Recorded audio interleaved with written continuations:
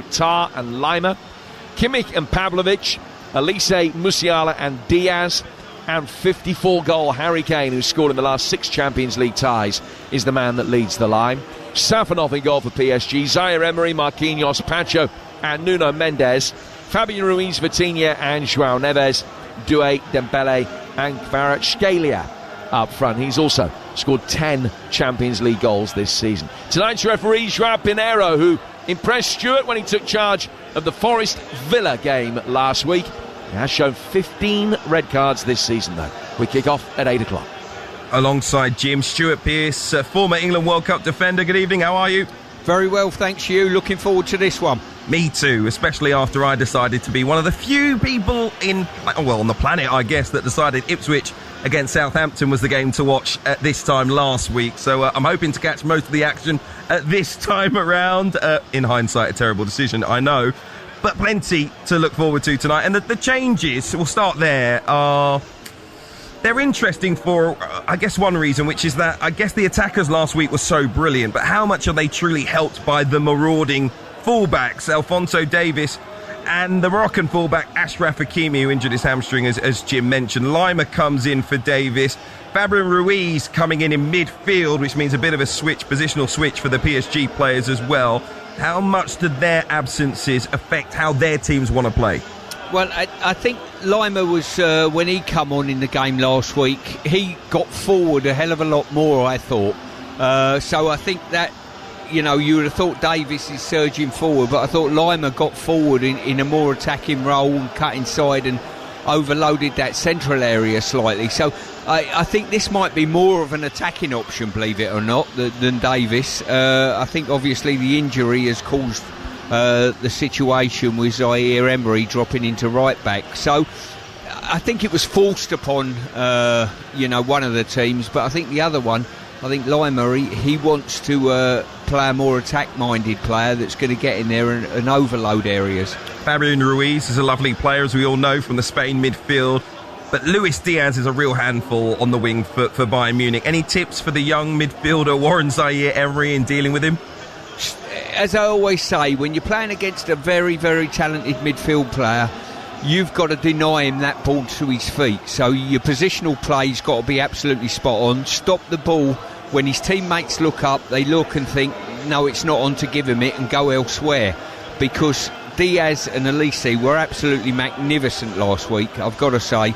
And they're going to be, for me, the big threat tonight for PSG. How much did you enjoy last week, and what ingredients went into making it such an entertaining game from your perspective?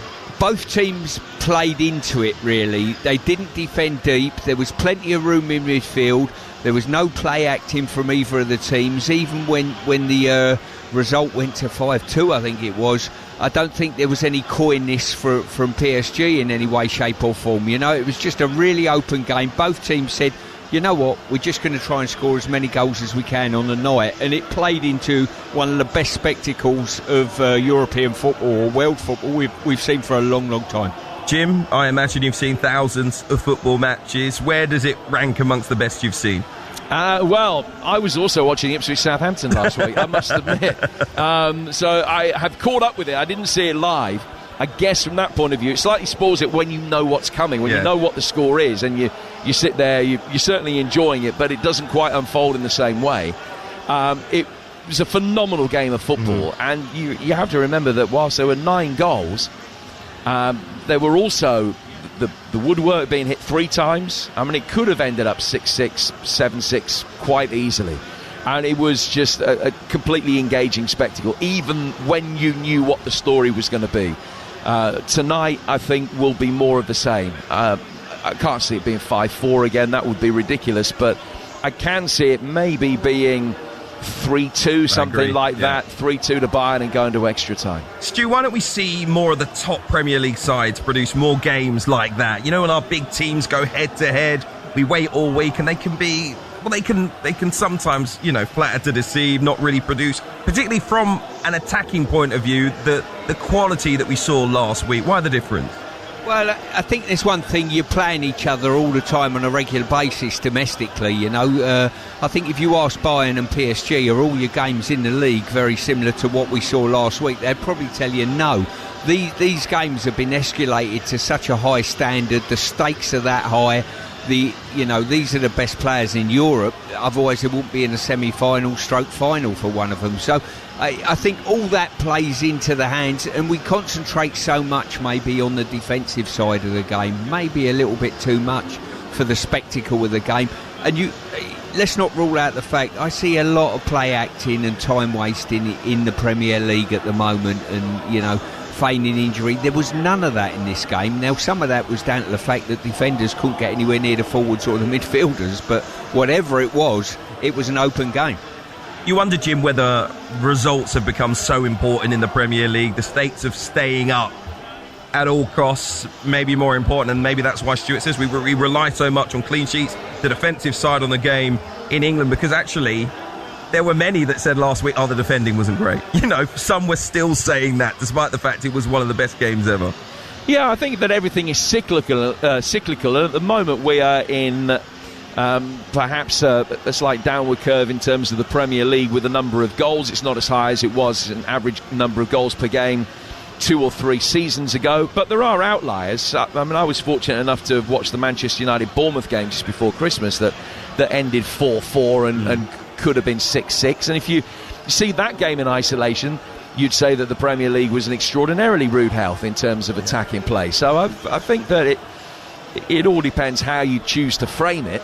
I think that what we had the perfect storm with Bayern and PSG in two sides that have scored a phenomenal number of goals going forward. I mean, Bayern this season have netted 174 goals in 51 games. That's nearly 3.5 goals a game, an average of a goal every 27 minutes.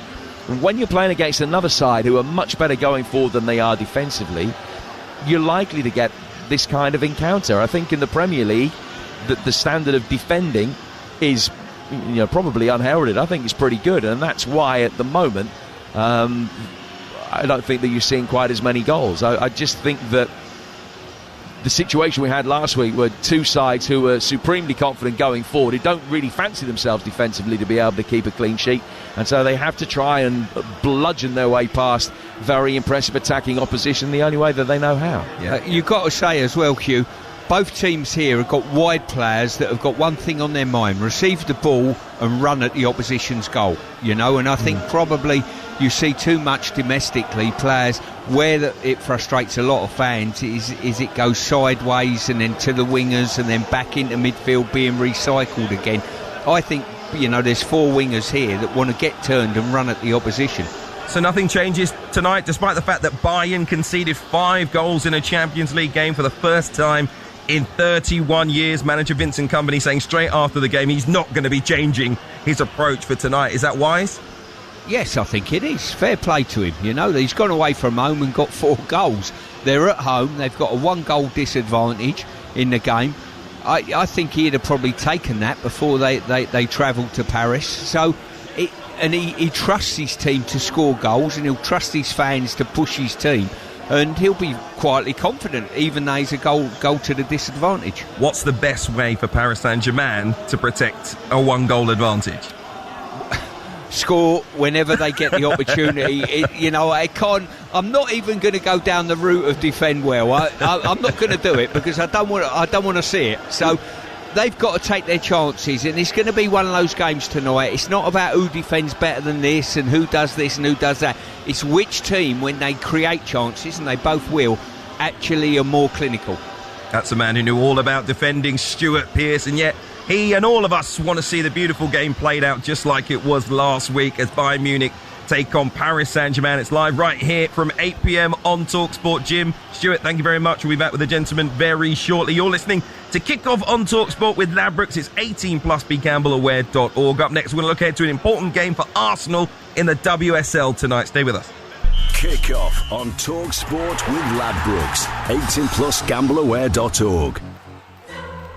Shift into a new gear with savings across the Ford range. Test drive in May, and you could get up to £1,500 with our Welcome to Ford promotion. Search Ford Test Drive event to book. Ready, set, Ford. Available to customers looking to switch to Ford or upgrade an older Ford model. New cars registered by 30th of June. To find out more, search Ford Test Drive event. Have a bet, take a punt, have a bet, bet, bet. Have a bet, take a punt, have a bet, bet, bet. Have a bet, take a punt, have a bet, bet, bet. Have a punt, have a bet, bet, bet. Enough! If you feel it's time to take a break from gambling, TalkSport Bet have the tools you need. Like time alerts to remind you how long you've been playing. Or self-exclusion. Make sure you're in control of your gambling, not the other way round. Find out more at safergambling.talksportbet.com. McDonald's breakfast is turning up the heat with a spicy new twist. Calm down, not that spicy.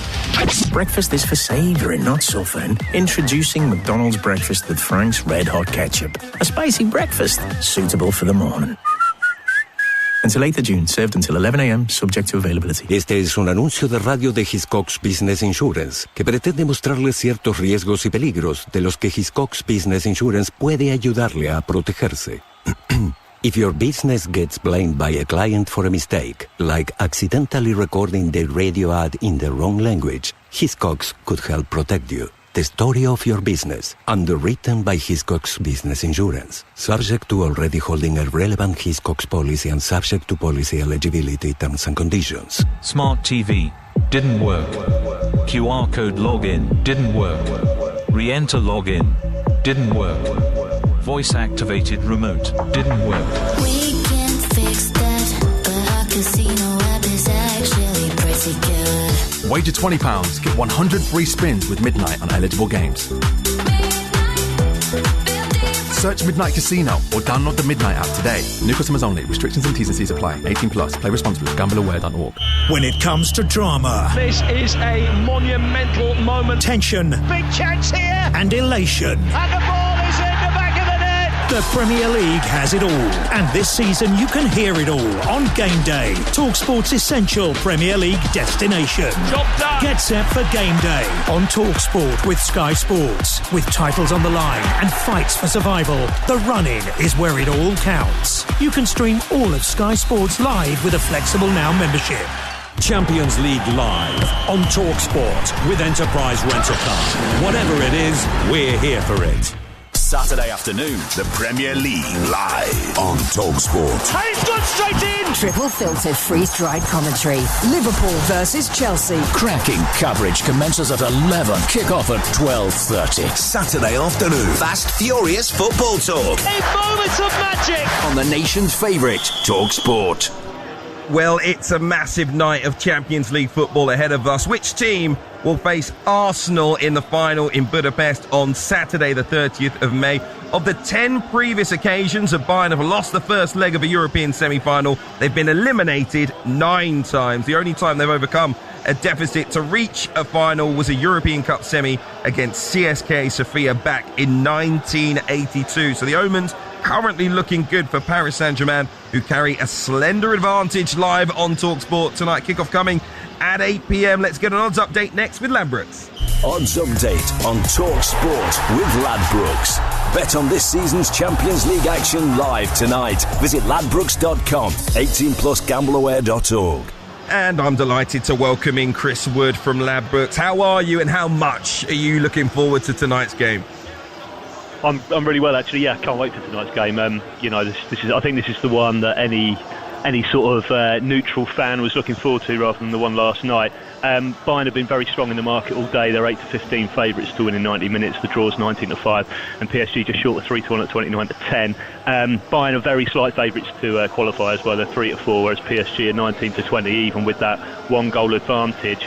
Obviously, as you'd expect after that first leg, the goal lines are really, really short. Any of the overs, over 2.5 is 2-9, over 3.5 is 8-13, over 4.5 is 13-10.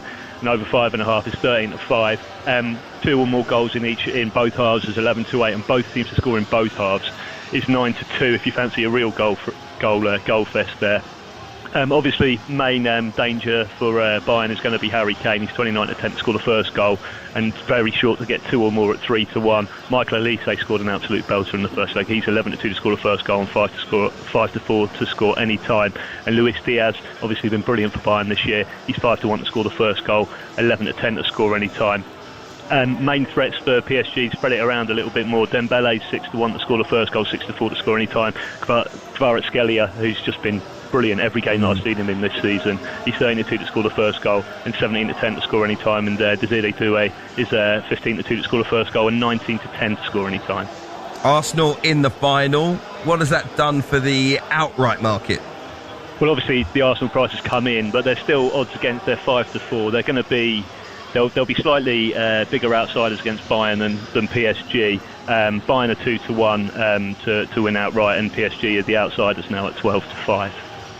Villa against Forest is live on TalkSport tomorrow night. Europa League semi-final second leg. Forest leading 1-0 from the home tie thanks to the other Chris Wood. How do you see it going? Yeah, exactly. He's one namesake actually, 15 to 2 to score the first goal and 14 to 5 to score any time in that second leg. Yeah, so it's pretty much a coin flip. Villa are just a shade of odds against the qualifier at 21 to 20. Forest are at 8 to 11. Villa are 8 to 11 to win the game in 90 minutes. The draw's in at 14 to 5 and Forest are 7 to 2. Villa are obviously going to be looking towards Ollie Watkins to do the damage for them. He's 4 to 1 to score the first goal, 27 to 20 to score any time. Yeah, and Chris Wood obviously scored the penalty in the first leg, but Gibbs White, if he plays, could be the man for Forest. He's 7 to 1 to score the first goal and 13 to 5 to score any time. I think it'll be a tight one though. The goal line there is obviously a lot different to the one tonight. Over 2.5 goals is 10 to 11. Under 2.5 is the same price. I'd probably be siding with the unders there myself. And Palace looking comfortable against Shakhtar Donetsk in the Conference League. That's on TalkSport 2 tomorrow evening. Are Palace firm favourites now to be heading into the final? Oh yeah, I mean, like they're 1 to 100 to qualify. It should be plain sailing with that advantage from the first leg. They're 3 to 5 to win the game in 90 minutes. The draw's in at 100 to 30, and Shakhtar are 4 to 1. Obviously, Shakhtar, it wasn't a great performance for Palace at the weekend, but they did rest a few players. Sarr didn't play, and he's 17 to 5 to score the first goal. Shade of odds against the score any time at 11 to 10, and Mateta was rested as well, and he's slight odds on to score in 90 minutes at 10 to 11. Chris Wood, thank you very much indeed. Loads of great European football to look forward to, over the next 24 hours. That was a look at the latest odds with Ladbrokes. It's 18+. BeGambleAware.org. Odds update on TalkSport with Ladbrokes. Bet on this season's Champions League action live tonight. Visit ladbrokes.com. 18+. BeGambleAware.org. So, Arsenal's men heading off to a Champions League final. They're closing in on the Premier League title. Their women's side are hoping to do the same, at least in the league, but their hopes are fading fast. They head to Brighton in the WSL tonight for the first of 3 games in hand before the final day of the season. They'll need to win them all to give themselves a chance. Let's get the team news from Angelina Kelly at the Broadfield Stadium. Yes, it's a big night here as Brighton host an Arsenal side playing one of those 3 games in hand that you mentioned. Should Arsenal win these next 3 games, the Women's Super League title race will go down to the final day. Dario Vidicic names 7 changes to the side that drew 1-1 with Manchester United in the WSL last weekend, with this weekend's FA Cup semi-final against Liverpool in mind. Rosa Kafaji is an Arsenal loanee, so he's not eligible to play, but the likes of England legend Frank Kirby and top goal scorer Kiko Seke are on the bench. Renee Slagers names 5 changes to the side that were knocked out of the Champions League 4-3 on aggregate by Lyon in the semi-finals. In defence, Leah Williamson, Emily Fox and Katie McCabe are benched for Laia Codina, Taylor Hines and Smila Holmberg. Victoria Pelova comes in for Mariona Caldente in midfield, and with Stina Blackstenius benched, Alessia Russo moves further up the pitch with Frida Marnham coming in as the number 10. Good news for Arsenal is that Beth Mead returns to the squad after a few games out due to personal reasons. Steph Catley, however, is still out with injury. Brighton are not to be underestimated. Last month they knocked Arsenal out of the FA Cup, got a win over Manchester City and took points from Manchester United last weekend. It's a tricky game for Arsenal, and should they drop points tonight, then Manchester City will be crowned WSL champions for the first time in 10 years. Kickoff is at 7:45. It's Brighton versus Arsenal. Yes, City fans watching very closely indeed. Arsenal are going to have to pick themselves up quickly, relinquishing their European crown. How much of a blow was their 3-1 defeat in Lyon on Saturday?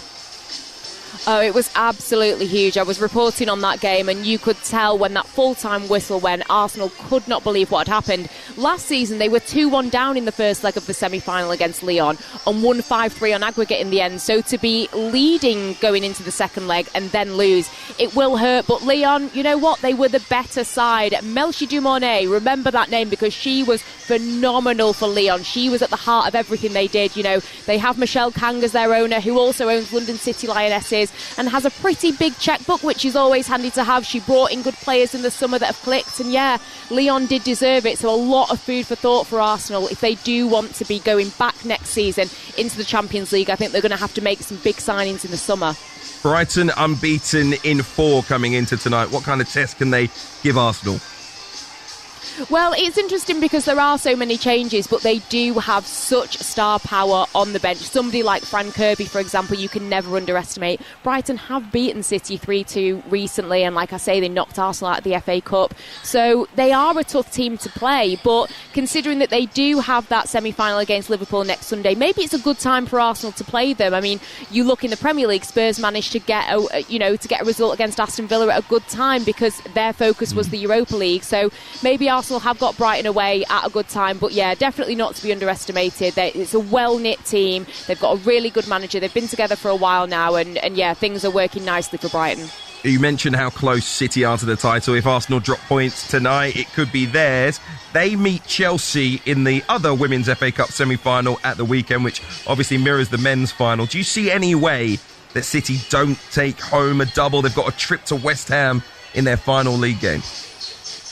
Yeah, I mean, with the WSL, it depends what happens with Arsenal putting that pressure on them. But regarding the FA Cup, you just cannot rule Chelsea out. I mean, City against Chelsea, it is blockbuster. Brighton, you would expect to beat Liverpool to get to that final, so you never know with them. But when you think about Chelsea, they love a trophy. They won the League Cup, yes, but to them, that's kind of the norm. This season will be seen as a disappointment by some after going invincible last season and winning the domestic treble. So they'll have a massive point to prove against Man City. If they do win that WSL title, they'll be fuming that they've taken it from them, so they'll be hungry. Sam Kerr is in brilliant form. Defensively is the only area that you'd question Manchester City, so she'll be looking to exploit that. However, with Manchester City, players like Viviana Miedema, Bunny Shaw, they'll be up for it as well. But yeah, I think with Chelsea, you cannot rule them out. And Lauren James is an absolute cheat code for them. She can score from anywhere, create chances for herself. She does it so nonchalantly. It's like she's not even looking sometimes. So she could win a match on her day, definitely.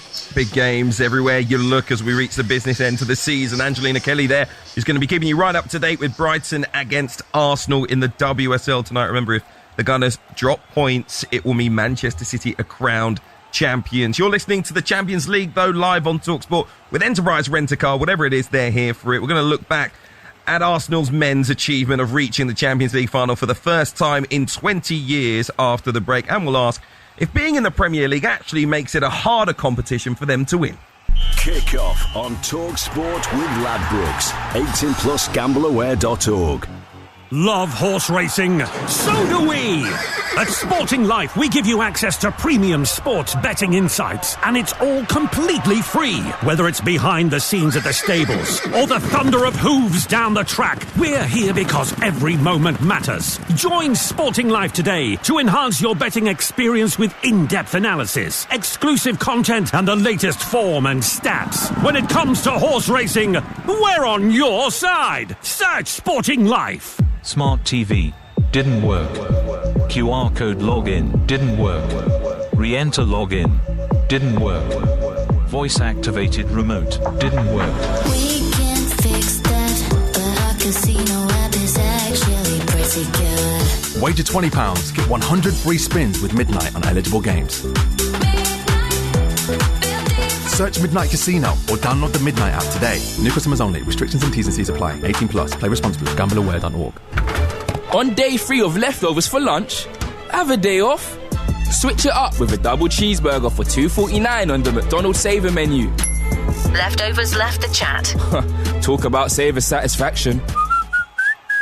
Served from 11 a.m. Price and participation may vary. Fees apply to delivery orders, subject to availability. Sport. It's in your DNA. That's why at SpreadX Sports, you get great offers and features to aid your sports betting, including £30 in free bets when you join and place a qualifying £10 fixed odds bet at minimum odds of 1 to 2. Visit spreadx.com/DNA for full terms and conditions. SpreadX Sports. It's in our DNA. 18 plus gambleaware.org. Qualifying bets cannot be cashed out early. Once settled, get 3 free £10 fixed odds bets on consecutive days. Free bet stakes not included in any winnings. Free bets must be claimed within 28 days. This Saturday, it's heavyweight boxing at its best. Wardley, Dubois, 2 knockout machines. When they collide in Manchester, someone is going down. And all this week, TalkSport will bring you all the essential build-up as Wardley fights to keep his crown. Don't miss TalkSport's big fight build-up with DAZN. Watch Fabio Wardley versus Daniel Dubois. Don't blink. This Saturday,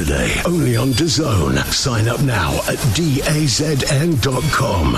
Champions League live on TalkSport with Enterprise Rent-A-Car. Here for it. Book now at enterprise.co.uk. TalkSport Sports Headlines with Bostik. For professional grade sealants with easy application and a perfect finish, pros trust Bostik. Good evening, I'm Uma Gurav. Arsenal will find out their Champions League final opponents tonight as Bayern Munich and PSG battle it out in their second leg live right here. The French side are currently 5-4 up on aggregate. Meanwhile, Man City could win the WSL tonight without kicking a ball if Arsenal drop points to Brighton in tonight's 7:45 kickoff. City will be crowned champions. Andorra owner Gerard Piqué has been banned by the Spanish Football Federation from official activity for 2 months due to alleged minor violence towards referees, and the UK government is exploring a possible bid to host the Olympics and Paralympics again in the 2040s. The weekend doesn't start until you hear this. TFI Friday is back, this time unplugged. TFI Unplugged, the very best of the Virgin Radio Chris Evans Breakfast Show. TFI is back. Special guests this week include Chris O'Dowd and from Yellowstone, Kelly Ryan and Cole Hauser. Don't miss it. TFI Unplugged. From Virgin Radio. Friday night, 11 o'clock, Channel 4. Plus, don't miss the Chris Evans Breakfast Show. Live, legendary. And loving it. Weekday mornings from 6:30. Over on Virgin Radio UK. We're back, baby. Oh, we're so back. Well, Bayern Munich have work to do at the Allianz Arena tonight, trailing Paris Saint-Germain by a goal on aggregate, heading into their Champions League semi-final second leg. It is live here on TalkSport. Well, Bayern do like home games against tonight's opponents. I guess that is the good thing. They've won 5 of their last 6 against PSG, and they've scored 15 in the process. They'll hope for some more of that form tonight. Let's look ahead to the latest football action with Ladbrokes. The big preview on TalkSport with Ladbrokes. Bet on this season's Champions League action live tonight. Visit ladbrokes.com. 18 plus gambleaware.org. Well, both sides made a raft of changes in their league games at the weekend, but are restored to somewhere near full strength tonight. Let's get a reminder of the team news with Jim Proudfoot. Well, one change for each team, Hugh. Lima in for Davis at left back for Bayern. The injured Hakimi replaced by Zaire Emery at right back for PSG. And Fabian Ruiz comes into midfield to replace Zaire Emery. So it's Neuer in goal for Bayern, Stanisic, Upamecano, Tar and Lima, Kimmich and Pavlovic, Elise Musiala and Diaz and Kane. Safanov in goal for PSG, Zaire Emery, Marquinhos, Pacho and Nuno Mendes. Fabian Ruiz, Vitinha and João Neves, Doué, Dembele and Kvaratskhelia. And kickoff is 25 minutes away. That's all thanks to Ladbrokes. It's 18 plus gambleaware.org. The big preview on TalkSport with Ladbrokes. Bet on this season's Champions League action live tonight. Visit ladbrokes.com. 18 plus gambleaware.org. You're listening to the Champions League live on TalkSport with Enterprise Rent-A-Car. Here for it. Book now at enterprise.co.uk. Now, last night, Arsenal made it through to the Champions League final for the first time in 20 years. Bukayo Saka's goal was enough to help the Gunners overcome Atletico Madrid 2-1 on aggregate. As I'm sure you all know, the game wasn't a classic, but frankly, who cares? Arsenal are through, and they celebrated like they rightly should as well. Nottingham Forest legend Stuart Pearce is alongside Jim and myself. Stu, just how big an achievement is this for Mikel Arteta? Well, he's near enough got his hands on a double here, you know, and to actually achieve that would be incredible, the magnitude of these two trophies. I think the they've been exemplary in the Champions League this year. 8 out of 8 in the group stages has been just incredible. And they've carried that on. Now, some might say that the draw's been reasonably fortunate, but, let's be honest with you, they've won the group and earned that right to do that, and they've knocked over everything that's been in their way. Biggest task, obviously, is up ahead, but they've got a 50-50 chance of winning the Champions League this year. It's some achievement. I agree with you on that one. Fantastic achievement from Arteta. Still might win the Premier League title, the Champions League. Who knows? Could be, the best season in the club's history. And listen, I'm a Manchester United fan, as I'm sure you know, but to see a first English side in the final for 3 years, to see a different name, 20 years we've waited for Arsenal to go back, I think that is important as well. I don't know how you see it, Jim. Yeah, I agree with you. I think that it makes it all the better, the accomplishment for Arsenal, the fact that they've had to wait so long for it. I mean, if you consider that there would be fans in their late 30s who were still at school the last time that Arsenal were in a Champions League final.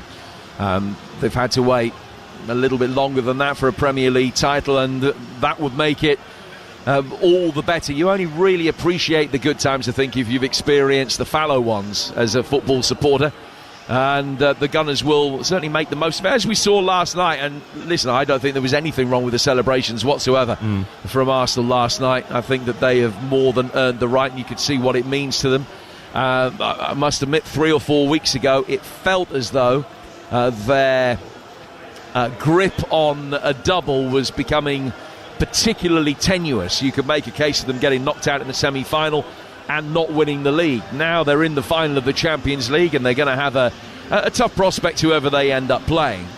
But they're back favourites again to win the Premier League, having just slipped below Manchester City in the betting for a moment. So I think that plenty of credit where it is due. It's a great achievement what they've got so far, but all they've done at the moment is give themselves a chance of their best ever season. To be in the second week of May, in with a chance of your best ever season, is a magnificent situation to be in.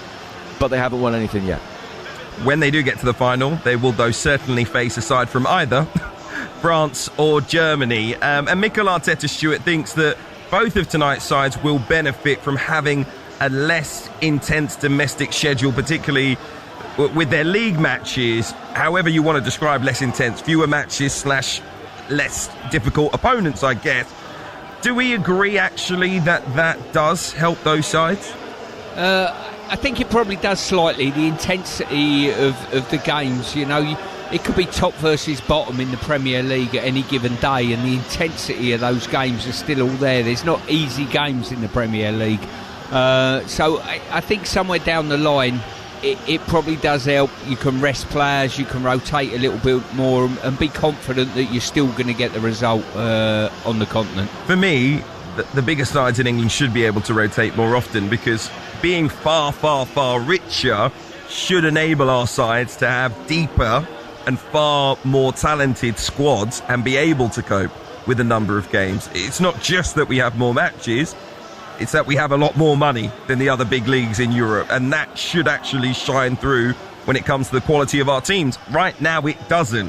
When you look at the two sides tonight, they match up very well against any of the biggest teams in England. All right, they are very big football clubs, one state-owned, the other one of the legacy clubs at the top of European football, but we should still be offering squads 1 to 25 that can more than compete, and we should offer 5 or 6 clubs that can do that, in my opinion. Yeah, and I think if you roll the clock back probably about 4 or 5 months ago, we were thinking to ourselves, hang on a minute, the English teams could go all the way here, but for whatever reason, Liverpool haven't been shining like they normally can do, it's fair to say. Chelsea have been off the pace, definitely. So some of our bigger teams have suffered a little bit this year for whatever reason. You could even say United, early season before they made this change and Michael's taken over. Bayern have already wrapped up their league. They played the kids at the weekend, and PSG, they did have their top of the table clash with Lens moved to next week because it was sandwiched between their 2 games against Liverpool earlier in the season. But when you look at Dembele, Marquinhos, Neves, Kvaratskhelia, they've all played fewer than 50% of the potential minutes they could have in Liga this season, which is remarkable. Do you think that PSG, even Bayern, look fitter and fresher at this point in the season? I think that's a real hard yardstick to turn around and judge by eye anyway, you know. Sometimes, you know, when I was with the under-21s managing them, and there was this narrative that our players going into a tournament have played more games, have done this, done that, and then we looked at some of the top Spanish players and top German players. They played more games than our boys playing at under-21 level, so it's very difficult to judge, I believe. Who do you think Arsenal would prefer went through to the final tonight, Bayern or Paris Saint-Germain? Who is your favourite child? That is that question. I really, really don't know, if truth be known. Both of them have got outstanding wide players that can cause your team a massive problem.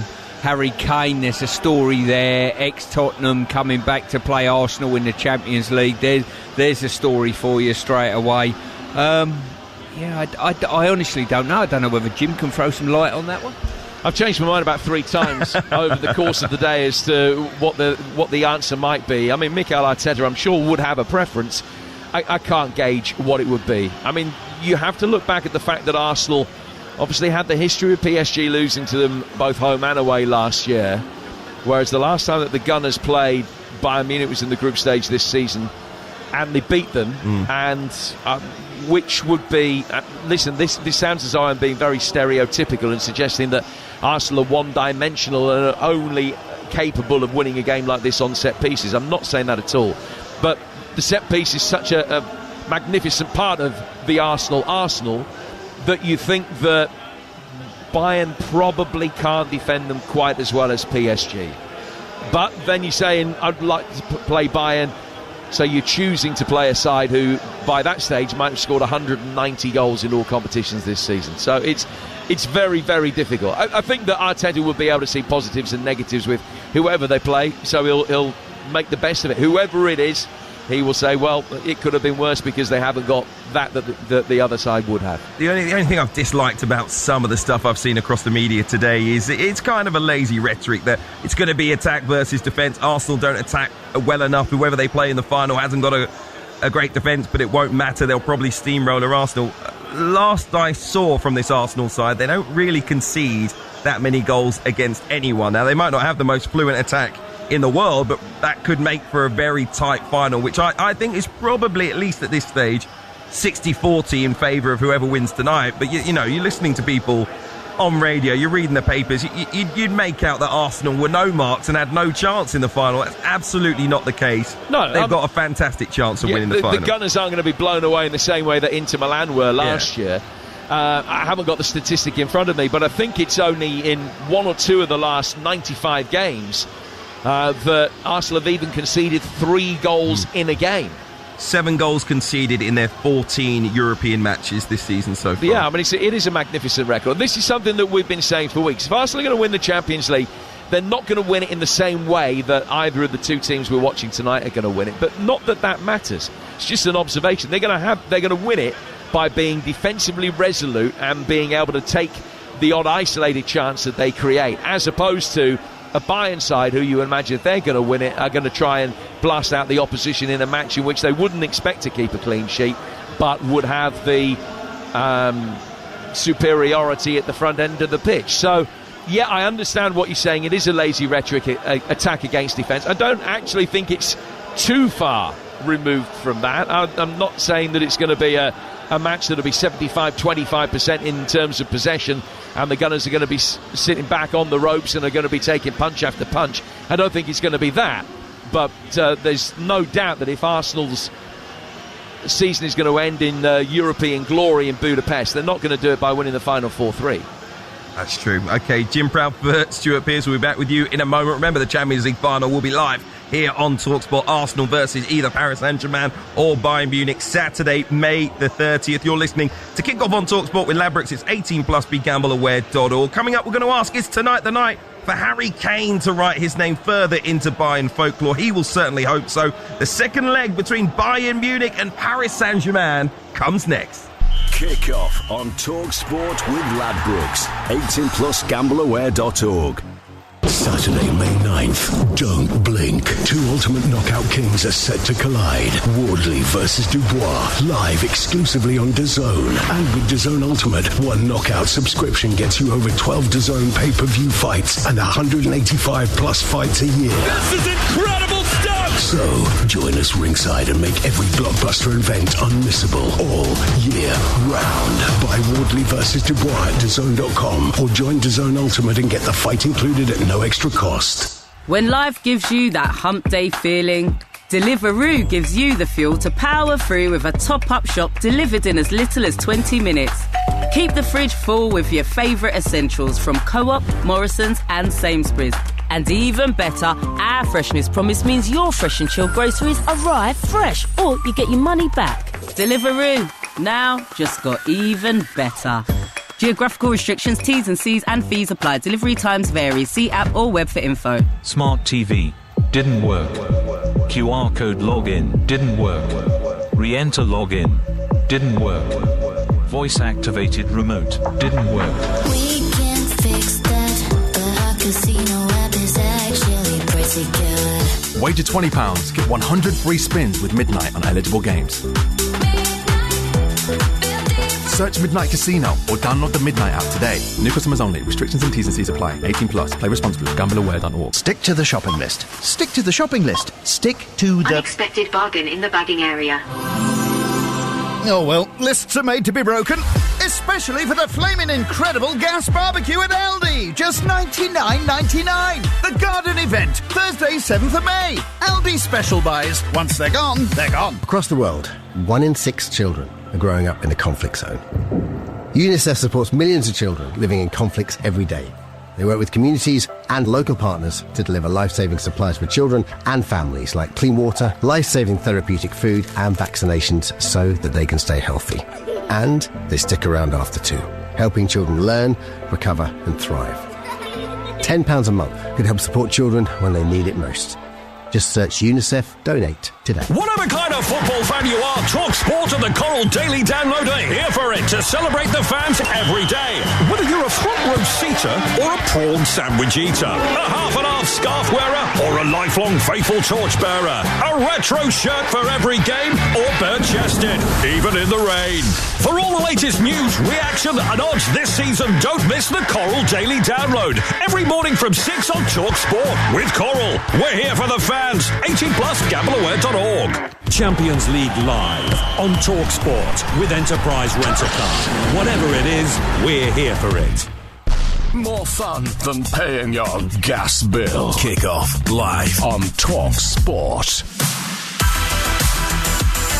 And a chance here for Harry Kane to open the scoring. Right-footed, and he scores! Of course he scores! It's always Harry Kane! He is where he needs to be at this moment in time. The Champions League is the toughest competition in the world to win. Where he is right now, I don't think we could have wished for anything more, or he could have wished for anything more. I mean, he's just like a bottle of vintage wine, isn't it? When he was at Tottenham, I thought he was decent, but I didn't think he was as good as what he... I'm really pleased for him. I think he's amazing. He's showing everyone the last 2 or 3 years that he's reached a level where he's almost perfected his craft in terms of what he can do as a striker, and yeah, it's a joy to watch. He's been absolutely phenomenal for club and country. Kane comes forward into the penalty area, and Harry Kane is amongst the goals again. Well, the England captain and Bayern Munich forward Harry Kane has gone to another level since leaving home and heading to the Bundesliga. The former Spurs man is after redemption in this competition after defeat in the 2019 Champions League final. He's actually scored in each of his last 5 knockout games in the competition, which equals the Bayern Munich record set by Robert Lewandowski. He's got 13 goals in the competition this season. Only Kylian Mbappe of Real Madrid has more, and he'll be looking to put last year's winners PSG out tonight. Kickoff comes shortly at 8 p.m. here on TalkSport. Stuart Pearce, former England World Cup defender, who's alongside Jim Proudfoot. Stuart, I'll start with you. Some talking about the Ballon d'Or, if the summer goes well, in particular for Harry Kane. Do you see him as the best player in the world right now? In all honesty, probably no, if I'm being honest. How close? well, he's very close. You know, he's certainly in a conversation with the goals he's got and everything he's done and at Bayern. So he's very, very close. If he ends up getting it, then you turn around and say, well done, it's well deserved, because he's done it continually. You know, over year after year after year. You know, there's a level of consistency there, but there have been, as always, some good performers around Europe. The benefit of going to the Bundesliga, and I know there are many, we spoke about fewer games, etc., but actually the confidence that he's got from playing for a club that has to win every weekend, basically, and also being out of the media spotlight here, where there were so many doubters and detractors around Harry Kane when he played for Tottenham Hotspur. He's been able to go focus on his game and stay away from any of that talk, and it's little wonder that the reports are that he'd rather sign a new deal in Germany than come back to England. Is he underappreciated here? Maybe because of that affinity to Spurs, I don't know. Listen, I don't think he's underappreciated here, but he should be revered a little bit more. His mental strength is incredible, you know. I'm very, very proud that he's the England captain, I've got to say. And him going over there, it looks a natural fit. I think when he went over there, you looked at it and thought, look, Bayern, if you have the ascendancy in a lot of your games, if you need someone to put the ball in the back of the net, if you feed him, he'll get you a lot of goals. And he's done exactly that. So, listen, he's incredible. It's no surprise to me he's staying there. You know, we're just looking at the support in this Bayern stadium. It's absolutely incredible. Yeah, brilliant. All of the fans stood up, as they always do, with their scarves over their heads. It's an incredible image. It's fantastic support, of course, in the Allianz Arena. Each and every home game for Bayern Munich, which is why they win most of the time there. Kane tonight will make up a front three of Luis Diaz and Michael Elise. But also, when you look at the PSG front three, we're in for a treat tonight. Ousmane Dembele, Desiree Doué and Havica Kvaratskhelia as well. How good is Bayern's front three? Is it the best in Europe, do you think, Stu, or is it maybe the other three? Well, put it this way. If I turn around to you and said there's 6 names there, which one's been the best this season? Because you just started the conversation saying about Harry Kane, best in Europe, whatever. There's probably 5 players there that you would turn around and say they would have a claim as well. And I'd be interested to see who Bayern pick as their supporters, pick as their player of the year. The one thing I would say about the respective front threes tonight, I don't think the PSG front three has been as sharp as it was last year. They've got 48 goals between them, which isn't bad, until you consider that Kane himself has got 54. And the Bayern front three are actually got 101 between them. So whether that will be a significant difference tonight remains to be seen. Absolutely incredible noise inside the Allianz Arena as the Bayern fans sing in unison. They're known as FC Hollywood. Are we going to get another blockbuster game tonight, Stu? What do you think? Will both sides go at it from the off? It's 100%. They've signed contracts before the game, Hugh, that they're going to supply goals. They're guaranteeing it for both teams. Well, can you call it? That's the question. The only thing I'd ask for, and I hate to say it, is the two defences to be a little bit tighter, because that could be the difference on a night like tonight. What were they lacking last week, Stu? How can they possibly improve on their defending? Well, I think when you look at the game and how open it was, you could thread a pass into midfield and it swung from end to end. It was almost 3-on-3 at one end, and the game was so widespread. If you want to defend slightly better, you're going to have to get more compact as a team. I certainly, for one, hope they don't do that.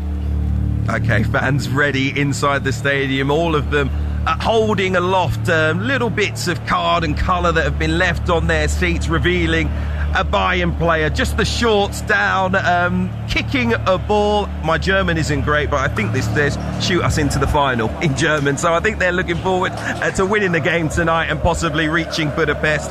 A place in the final against Arsenal awaits. The 2 sets of players in the tunnel. This game brought to you in partnership with TNT Sports, the home of European football. A reminder, tomorrow night we'll head to Villa Park live on TalkSport to see if Nottingham Forest can hang on to their lead in the Europa League semi-final. On TalkSport 2 tomorrow, Crystal Palace welcome Shakhtar Donetsk. They're 3-1 up on aggregate in the Conference League semi-final. And a reminder, the playoffs get underway on Friday night. Millwall head to Hull exclusively on TalkSport 2. There's a Saturday triple header on TalkSport 2 of playoff football.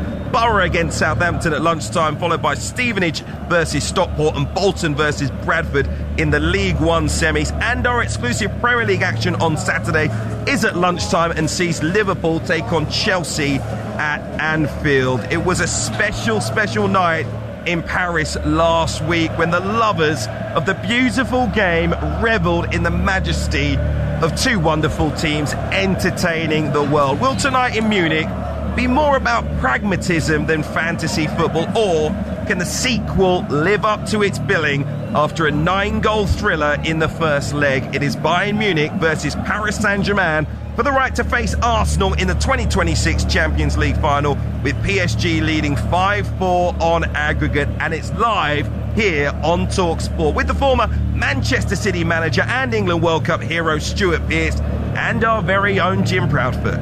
Hugh, thank you, and a very good evening to you. So how do you follow perfection? For 8 days, the footballing world has marvelled at and painstakingly dissected the extraordinary first leg that these two sides mustered at the Parc des Princes last week. A match where the shot count was well within normal measures, but where the attacking quality certainly wasn't. A night where 9 of the 12 shots on target went in, the frame of the goal was rattled 3 times, and neutrals and aficionados watched open-mouthed, absorbed by what felt like a reinvention of the game. And now, for the second helping. Of course, there's a chance that the heightened expectation could have a detrimental effect, that the last week will have seen both coaches concentrate on improving the defensive side of their club's performance that was lacking. But it doesn't seem likely, particularly in the wake of their respective 2-2 and 3-3 draws in the league of the weekend. Both coaches have made implicit promises that this will be the same again. Their team fueled by the old Keegan-esque philosophy that conceding 4 doesn't matter at all, providing you score 5. Or, in PSG's case, 4, because the fragile advantage is theirs as they look to be the first side to retain the Champions League for 8 years. Having blown a 5-2 lead in the first leg, has momentum already partially shifted Bayern's way. Well, the two sets of players just making their way out of the tunnel, led by the referee João Pinheiro, who caught the eye last week in his, let's say, fair officiating in the Nottingham Forest Aston Villa Europa League tie, the second leg of which is tomorrow. Giant tifo away to the right hand side at the Bayern end of the ground. Schießt uns ins Finale. My German teacher would be so proud. Shoot us into the final. PSG supporters much fewer in number, of course, and a much more modest tifo from them away at the other end of the ground. This how the two teams line up tonight for the Champions League semi-final second leg. Neuer in goal, Stanisic, Upamecano, Tar and Lima, the back four for Bayern, Kimmich and Pavlovic, Elise, Musiala and Diaz and Harry Kane.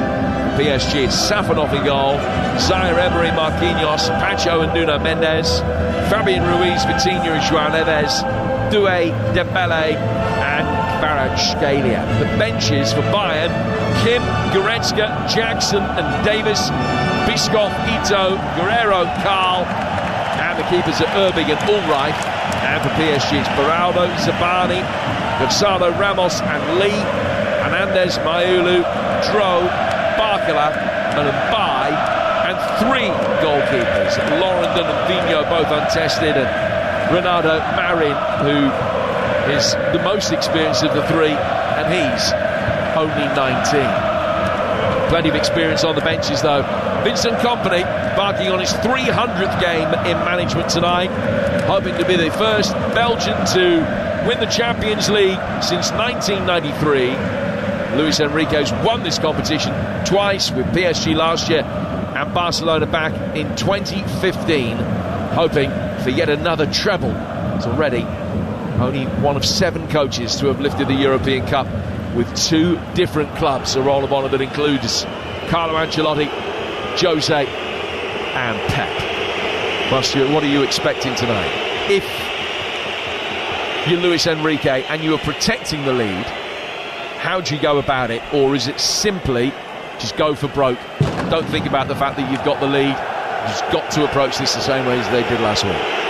Well, I would look at the positives if I was Enrique. You know, they've scored 5 goals against Bayern. Let's not lose track of that fact, you know. They've got the goal advantage. I would say let's go out and win the game tonight. You know, irrelevant to what's gone on before. Let's go and win a game. We've shown we can score against them. We've shown we can cause them problems. I would just, simple as that, you know. If at some stage during the second half the result is in your favour and you're protecting the league, that's when maybe you change tactically slightly. Well, neither of them have got an outstanding defensive record in this competition. PSG have conceded 21 and Bayern 19, but it's both around a goal and a half a game. Going the other way, they've each been absolutely extraordinary, and Barcelona's all-time European Cup record of 45 goals in a single campaign is potentially going to be broken by both of these teams tonight, who start in the low to mid 40s. Big night as well for Manuel Neuer. He's had plenty of them. Managed to get more clean sheets in Champions League history than anybody else. Hoping to get to the final again to maybe have a Bayern swan song that sees him lift the trophy for a third time. Bayern Munich in their famous red with the white markings. PSG in their change kit of all black. So after a 20-year wait, Arsenal have another crack at winning a Champions League final, but who will be standing in their way? Bayern and PSG separated by the own goal in 9 after one of the all-time classic matches, now back for more to earn their crack at glory. And from the kickoff, Neuer given a bit of time to play the ball forward, picks out Kane. Nuno Mendes winning it back and skip through the midfield. João Neves spreads it out of the right-hand side. And I think even 30 seconds in, we know that we're going to be in for more of the same. Doué working it back towards Marquinhos, who's hardly seen any league action at all in recent weeks. He's just been playing Champions League football almost exclusively. And he punts the ball forward now over the Bayern back line, but it's safely watched by them all the way through for Manuel Neuer. This game brought to you in association with TNT Sports, the home of European football. 0-0 with a minute gone. 5-4 PSG still leading on aggregate. Yeah, my mind goes back to last week, and Vitinho, I was expecting a little bit more from him in the game. I remember watching the game against both legs against Liverpool. He was instrumental in pulling the strings, but just didn't have the same impact in that game. Will he tonight? Neuer under a little bit of pressure, worked the ball forward. Kane then beaten, wins a free kick just on the edge of the centre circle. Allowed to continue with Luis Diaz, who's had a wonderful first season in Bavaria. 26 goals at a rate of better than a goal every other game. He's picked up the ball on the left, they've worked it all the way back for Neuer, and then out towards Lima, and he's misjudged it. And that's going to give PSG the opportunity to be able to bring it forward. We've started with Lima playing on the right, Stanisic over at left back. Bayern Munich. As Lise, London-born French international winger, ends up on the deck. Challenge from Nuno Mendes, play allowed to continue. Now Marquinhos plays it forward through the midfield towards Vitinha, and back it goes here for Pacho, who's making his 100th appearance for the club tonight. Yeah, our favourite referee, Jim, from the Forest game the other night, is letting everything go again, which is a really good sign for us. Fabian Ruiz getting it forward. Kvaratskhelia, left-hand side of the penalty area. He's pulled back, and it's taken only 2.5 minutes. PSG already ahead and extending their aggregate advantage. Ousmane Dembele unmarked inside the penalty area. It's a great pass out towards Kvaratskhelia, and Dembele just stood and watched, and he peeled off towards the penalty spot. Nobody had picked him up, and you cannot do that. He's rattled it into the top of the net, and 2.5 minutes in, PSG a goal up on the night, 6-4 on aggregate. Absolutely top quality movement. Kvaratskhelia there, great running behind the back line.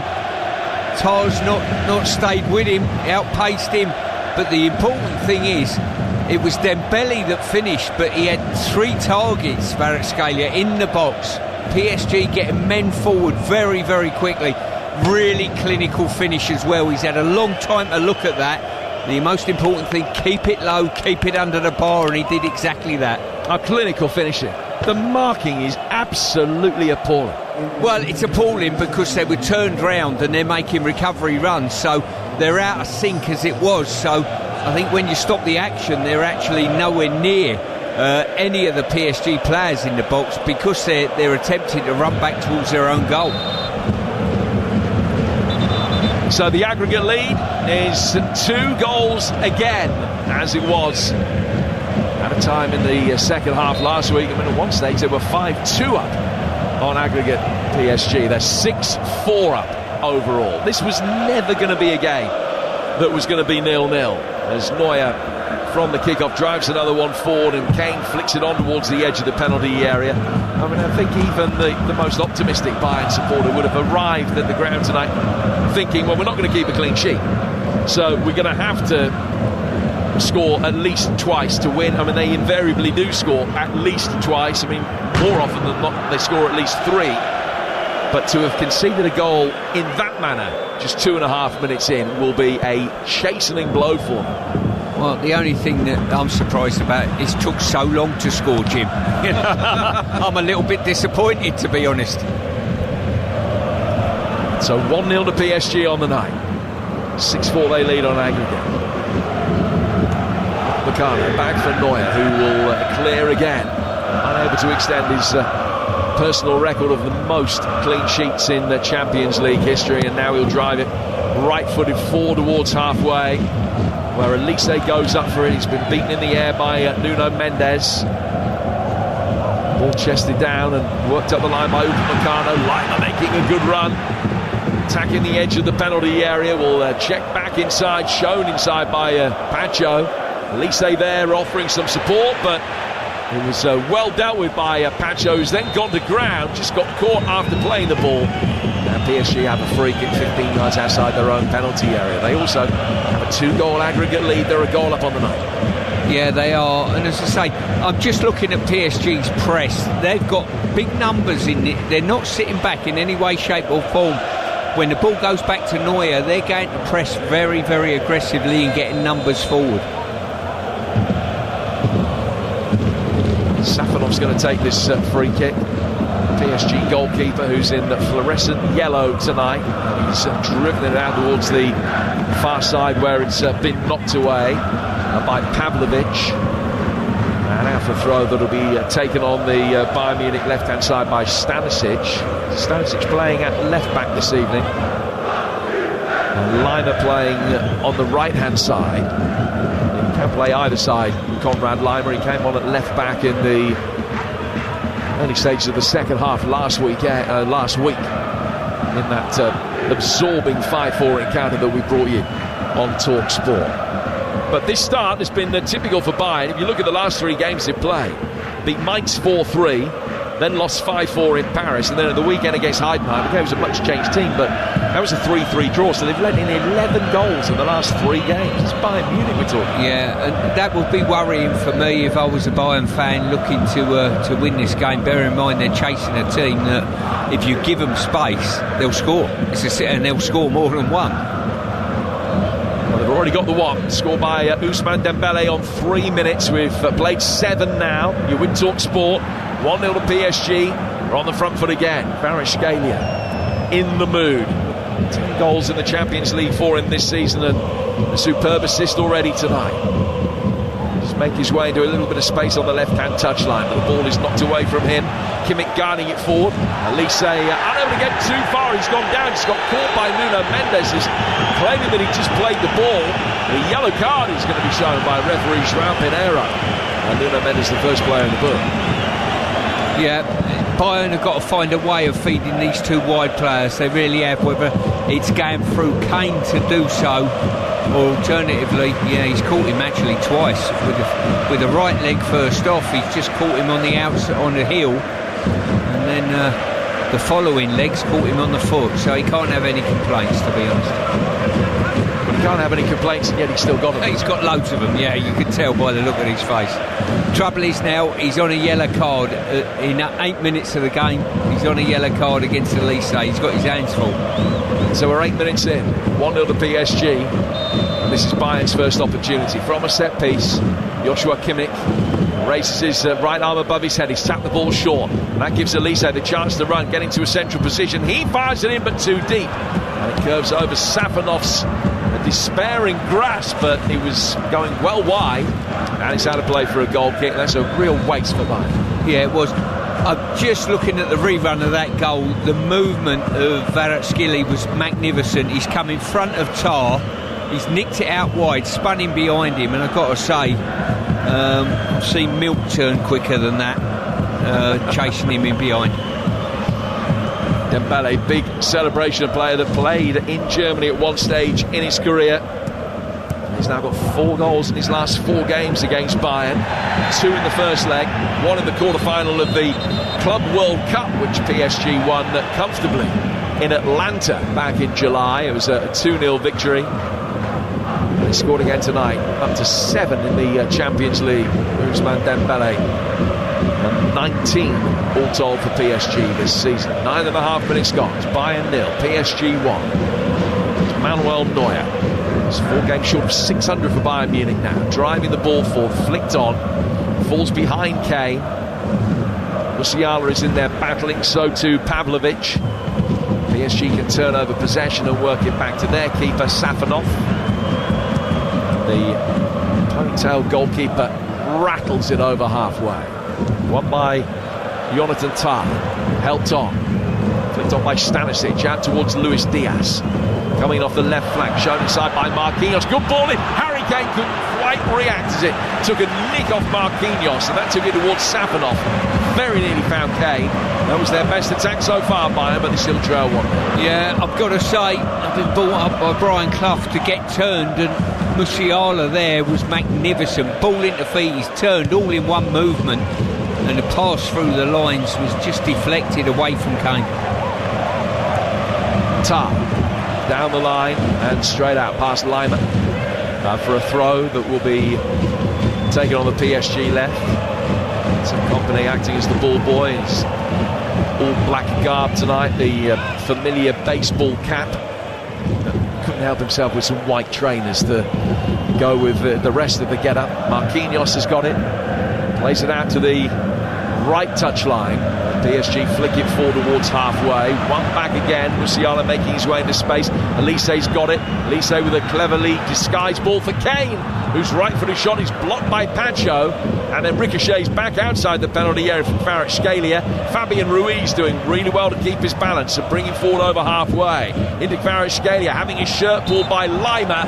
His turn was brilliant, but he just couldn't get away from the Austrian. Such was the force of the pull of the shirt. And it's a free kick which the Georgian has won on halfway for PSG. We talk sports 1-0. Yeah, I must apologise to Tar. It's Upamecano that's getting pulled all over the place, and it's Kvaratskhelia just coming off the line and just getting into the same line as him, and he's just drawing him out of position and twisting and turning, and he just can't live with the pace of what he's trying to do with the ball. Well, we've got 2 more European semi-finals for you tomorrow. We're in the second city for Villa against Nottingham Forest, the second leg of the Europa League semi-final, which is guaranteed to be absolutely extraordinary atmosphere there at Villa Park tomorrow. Cannot wait for that. It's our live game here on TalkSport this time tomorrow, and over on TalkSport 2, Crystal Palace hopefully making it through to their first ever European final. 3-1 lead to protect against Shakhtar Donetsk. That on TalkSport 2 tomorrow. Yeah, really enjoying PSG's press. You know, if it goes back to any of the defenders, they're pressing aggressively with numbers. Kane on the turn, playing it out towards Michael Elise, the former Palace man, inside the penalty area. Sits a defender down, gets the ball in. Has he won a corner? No. Little double ricochet. Back off Elise, and the goal kick has been given to Safanov of PSG, despite the protestations of everybody in red, led by Harry Kane. Just seeing a replay of it now, and is the decision correct? The answer is no. Should have been a corner, but I can certainly understand after it's hit both players 2 or 3 times how the referee might have misjudged it, but he did get it wrong. Very easy when you see it slowed down frame by frame. Yeah, Clever wing play there as well, Jim, I've got to say. He faked across it and then just let it run, and it absolutely flummoxed the defender. He'd done well to recover his position. Good play now by Musiala, trying to get away from Fabian Ruiz. Out it goes again for Elise. Elise against Nuno Mendes, you feel could be one of the key battles tonight, particularly with the PSG defender already on a yellow card. Ball goes out to Stanisic, back from him to Luis Diaz. Colombia towards halfway. Pavlovic, the deepest lying of the midfielders for Bayern Munich. Tar, Upamecano, Lima, now Elise into space. Elise has continued his run forward, but it was a rare poor pass to try and find him. No, Elise didn't give it up as dead. PSG won the second ball and cleared, but only as far as Kimmich. Too much on his ball into Kane. Sails through the penalty area and will be cleared by Zaire Emery. At least it should have been, but Diaz has won it back. Diaz dragging it past Marquinhos into the penalty area, and Elise couldn't quite get the touch to bundle it in over the line. Lima picks it up now on the right hand side of the box. Musiala has gone down injured. Play will continue around him, and now Kimmich goes down and Kvaratskhelia can bring it away. And this is where the Parisians can be devastating on the counter-attack. Still he goes Kvaratskhelia, he's inside the area. It's passed up for Meccano, almost trying to do the whole thing himself and ends up winning a corner. I'll tell you what, this side of the pitch, Elise to our right-hand side, Kvaratskhelia to the left, going in opposite directions. Absolutely magnificent, the pair of them. And up the other end there, the block from Mendes was absolutely brilliant. It was about 6 yards out, and he's got across and got a brilliant block on Elise's finish. It already has the makings of being a tough night, this for Upamecano. Up against Kvaratskhelia, you alluded to it earlier. Musiala is still down and in need of a little bit of treatment. I think that the Bayern players are unhappy that they didn't get a penalty. He was in there in the immediate aftermath of that, a shot from Elise that Mendes blocked, and he was following up, trying to get to the ball. He never had it under control. Vitinha protecting the space with his arms, and I think he just caught Musiala in the rib cage. The VAR is Marco Di Bello, but there's no sign as yet that there's anything other than a cursory inspection. Certainly no penalty given. Musiala's okay, having received a little bit of treatment. He comes off for the obligatory 30 seconds, and Bayern have the first corner of the night to defend, which will be taken on the PSG left.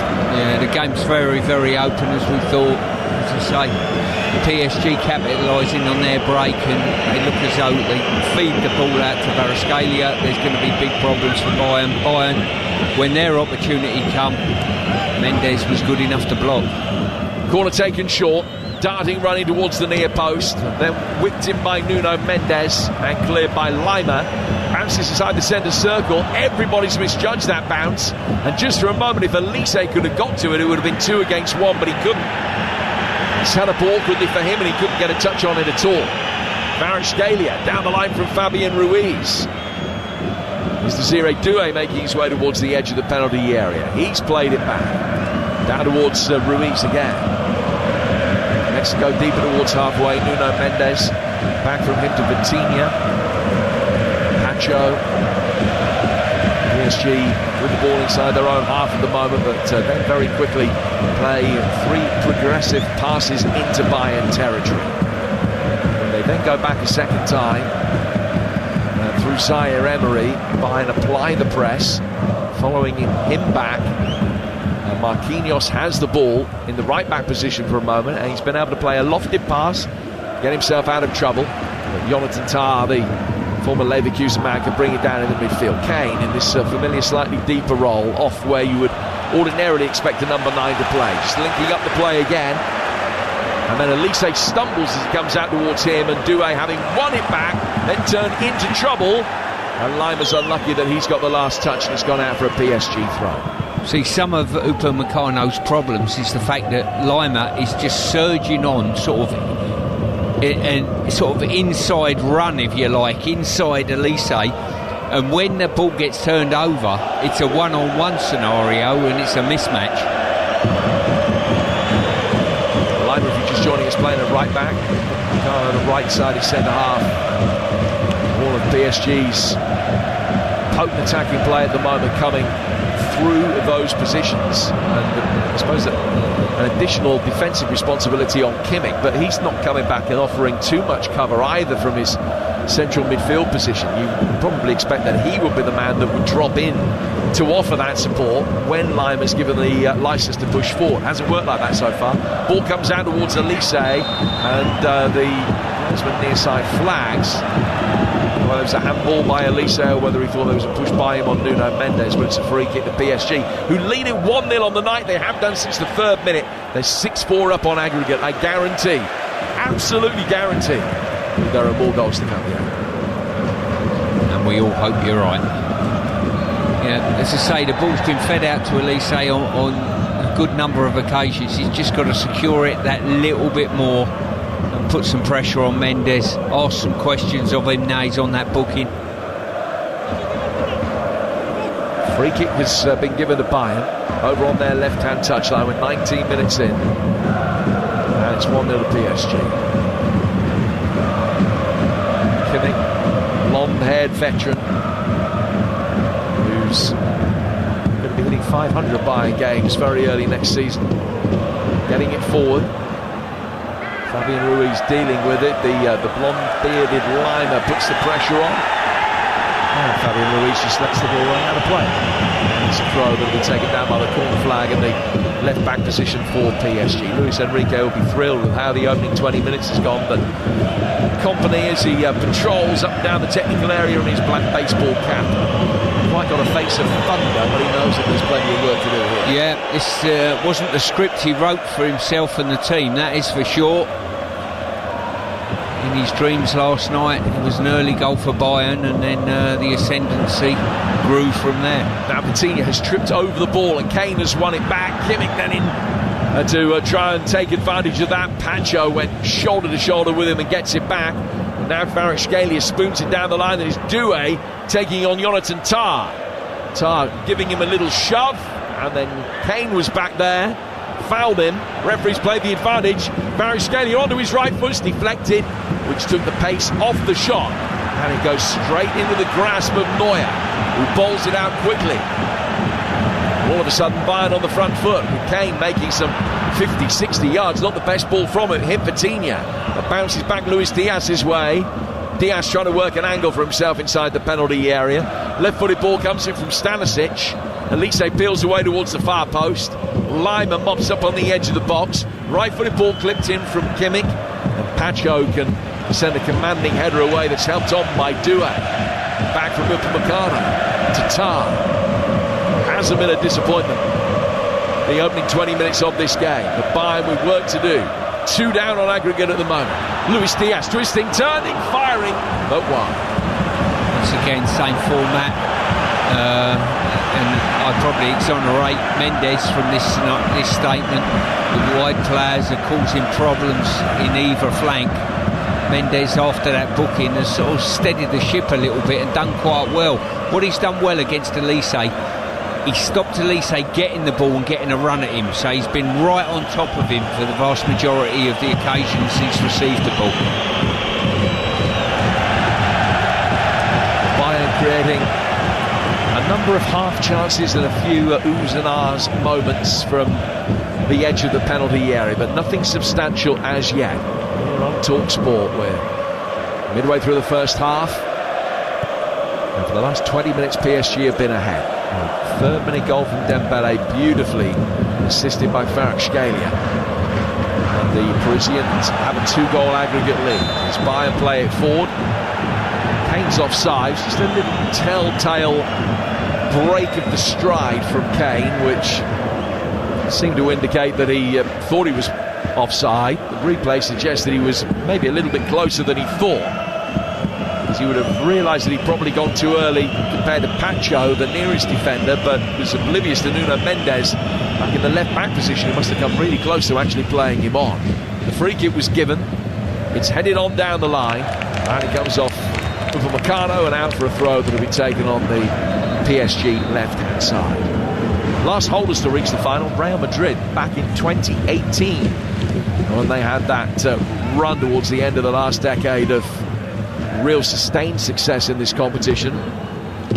PSG hoping to break that after 8 years, get through to the final to take on Arsenal, a game that is live on TalkSport in Budapest on May the 30th. Join us for that. Good play by João Neves to work it through the midfield, out for PSG on the right.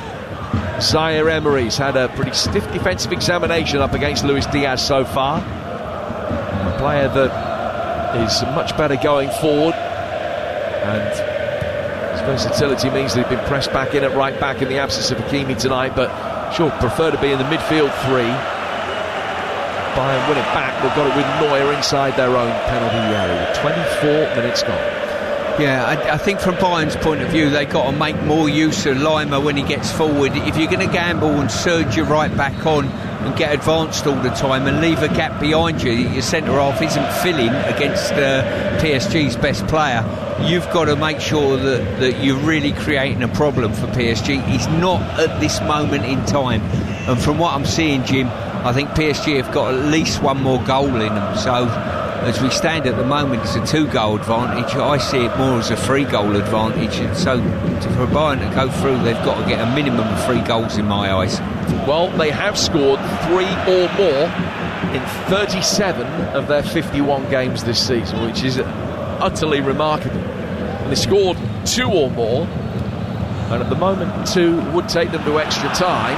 At the moment they've scored 2 or more in all but 3 games that they played in League and Cup throughout the course of this campaign, but haven't really created even a single noteworthy chance so far. Well, they had that one block probably by Mendes, was the closest they've come, Jim, but you're right, I think they've dealt with them quite well. Coutinho's pulling the strings a little bit in midfield. He's got on the ball a little bit more than I saw him in Paris, which is good because he can set the tempo of this game and take the sting out of anything that Bayern might want to do. 25 minutes in, 3 shots apiece and only 1 on target, which went to PSG. That sounds as though it's completely at odds with what we saw in the first leg, but it hasn't felt like that. It's been a similar mould to the game. PSG have a player down, play goes on as Nuno Mendes lies face down on the turf. Parisian sprayed an errant ball out towards the far side, so there was no advantage. It's going to be a throw to Bayern to restart play. Yeah, I think just the coming together of 2 players there. Mendes got a really good understanding with his wide player. A little give and go there, off he went. And I think he put the brakes on wisely. Yeah, Upamecano came in and won the ball and then braced himself, Upamecano, knowing that there was going to be contact. He protected his head, understandably and rightly, but in doing so, pushing his hands up, he's actually flicked Nuno Mendes, who was off balance, into an awkward landing, and he's come down with all of his weight off balance, coming down onto his right ankle. It would have been a difficult fall for him. He's okay. Play restarts. Bayern Munich still trailing 1-0. You're with TalkSport. Tomorrow night, the big one. Forest at Villa. Hoping to protect that lead given to them by Chris Wood last week and get through to the Europa League final. It's live on TalkSport this time tomorrow. Here's Michael Elise turning and just kissing the bar with a rising shot. Only just went over as Safanov was beaten. That's the clearest opportunity for Bayern so far.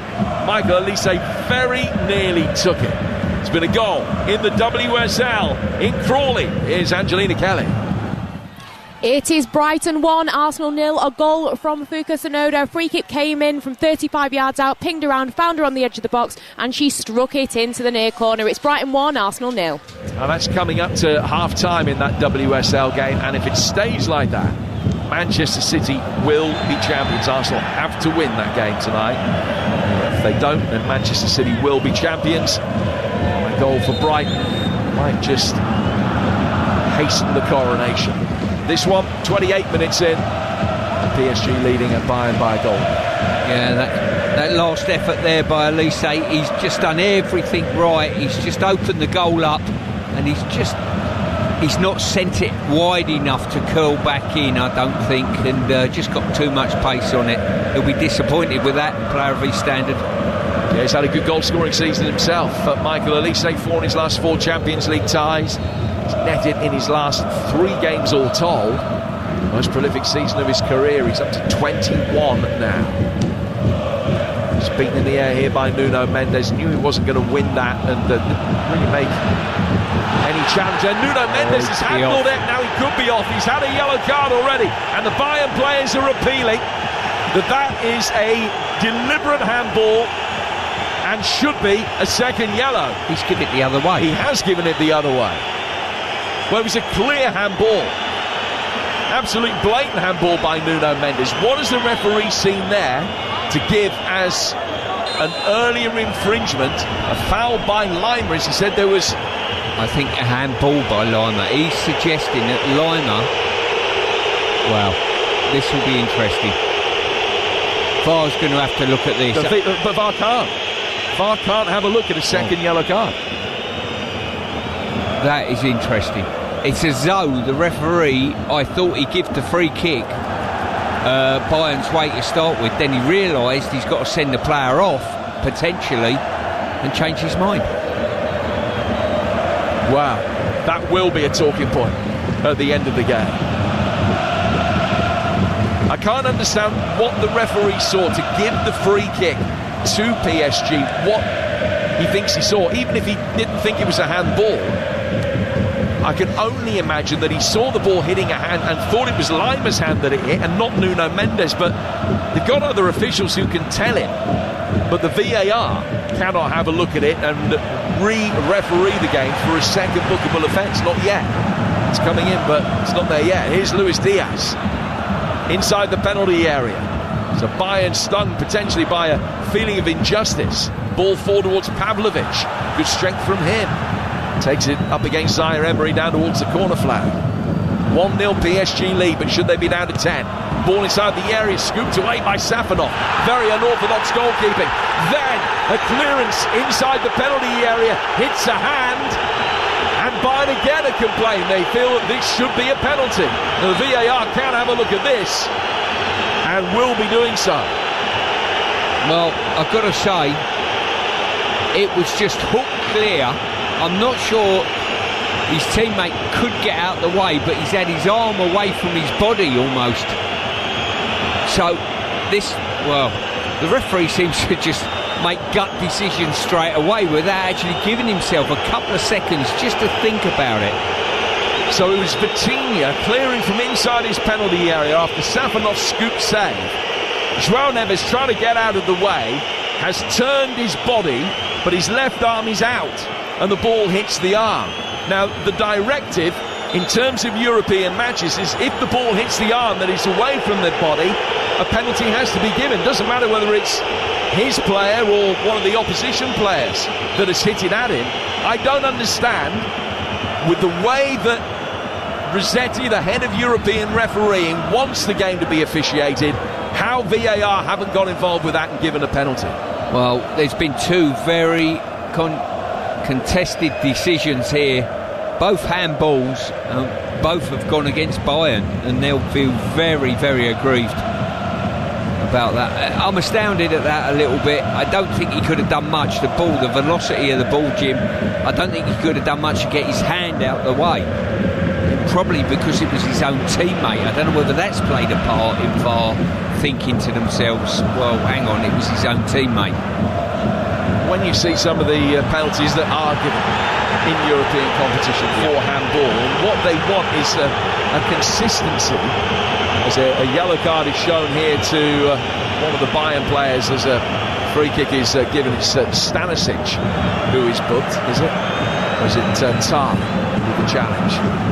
They were both converging on Doué. The yellow card was shown. It's hard to see exactly which of the pair got him. I think it's Stanisic that's earned the yellow card. But they want this consistency. And they feel that the only way they can get that is if the ball hits an arm, it is a handball. But that hasn't been the way that this game has been policed. It's been incredible. I mean, obviously we had this referee last week at Forest who made the game a fantastic game. Tonight, PSG almost scored a second. So free kick came in. Neuer had to throw himself to the left-hand side to deny João Neves' header, finding the bottom right-hand corner. One straight ball over the top. Not defended well at all. And he raced onto it, sent the header towards the bottom right-hand corner. João Neves saw his effort, brilliantly saved by the 40-year-old Manuel Neuer. It certainly was. It's bounced down off the turf, skidded off the turf, added pace to it. Neuer's got a fingertip to it. Two Paris players coming in at the far post. If he'd have got a stronger fingertip, they would have just bounced it into the goal. It's a game we got. Bit of debris just coming on the pitch from the fans aimed at the corner taker. Yeah, the Bayern fans are not at all happy with the decisions that have and haven't been made. So there was a barrage of stuff coming down. Manuel Neuer went across towards that corner flag and told them, don't do it. It's our time that's being wasted here by you doing that. Dembele's going to take the corner. He's knocked it short again. PSG a goal up. 2 up on aggregate. Looking for more. Vitinha fires it in. And he's kind of back off Elise and out of play for another corner, which is PSG's third. Plenty of controversy there, with the 2 handballs that weren't given. VAR couldn't have a look at the first one, but should have had a look at the second. I'm sure they did. Decided that it wasn't a clear and obvious error on the field. We'll be talking about that at length as the night goes on, particularly if Bayern end up being eliminated. They feel they should have had a penalty. I think they're right. Nuno Mendes, right-footed effort, takes a deflection and just drops into the hands of Neuer, who catches it and then punts it upfield as quickly as he can, trying to get the ball over the top. And he broke Elise's way after a nondescript defensive header. And he just tried to scoop it over the top of the back line for the run from Diaz, and he got it all wrong, and it sails straight out for a throw. It's half-time at the Broadfield Stadium in the WSL. Here's Angelina Kelly. It's Brighton 1, Arsenal 0. The home side take a deserved lead with Fuka Sonona's goal that was deflected off Arsenal's Kim Little. Brighton have been so impressive, bringing a great level of intensity. Meanwhile, Arsenal at times have looked sloppy. They do not look themselves and need to find a win somehow to stop Manchester City being crowned WSL champions tonight. Half-time, Brighton 1, Arsenal 0.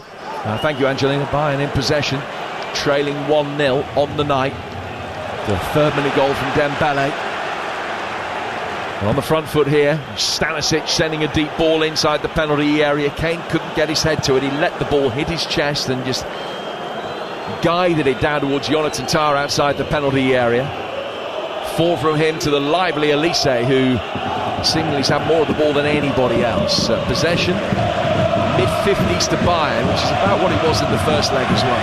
Now towards Elise. 4 from Elise again in towards the edge of the box. Half clear. Flick back by Pavlovic. Tah. And Pavlovic again. He's lost out this time. Doué back in a defensive position. We'll find Zaire Emery. Marquinhos completes the clearance, getting it forward towards halfway. It's met there by Upamecano, but it was another poor touch from a player who struggled tonight. Fabian Ruiz is making a great run forward down the inside left channel for PSG. Can they find him? The low cross blocked by Tah. Come back out for Kvaratskhelia, trying to turn again and get it in, and it's deflected away, goes out for another corner. On the counter, they look devastated. They certainly do. And I just get the impression with this game, unless Bayern get a goal before half-time, which at the moment I'm not sure they're looking as though they're going to do, I think this game could go beyond them, because they're very, very difficult. I think there's definitely another PSG goal in the game at some stage. 8 minutes to go to half-time. Game that has been thrilling and controversial. PSG lead it 1-0. Corner again taken short, swept inside the box, headed away by Upamecano. Comes outside the Bayern penalty area and is brought down by the yellow boots of Nuno Mendes, who has been booked. So is Stanisic for Bayern. Zaire Emery's happy to work it all the way back for Safanov, but Safanov doesn't take his time. He just strikes forward onto it and larrups it upfield. Jonathan Tah controls it on the end of his own penalty area and then finds Neuer. Neuer siphoning it out towards Lima. Lima getting it forward through the midfield, where it's flicked on by Elise. Cleared though by the PSG midfield. Lima with plenty of time to run round it.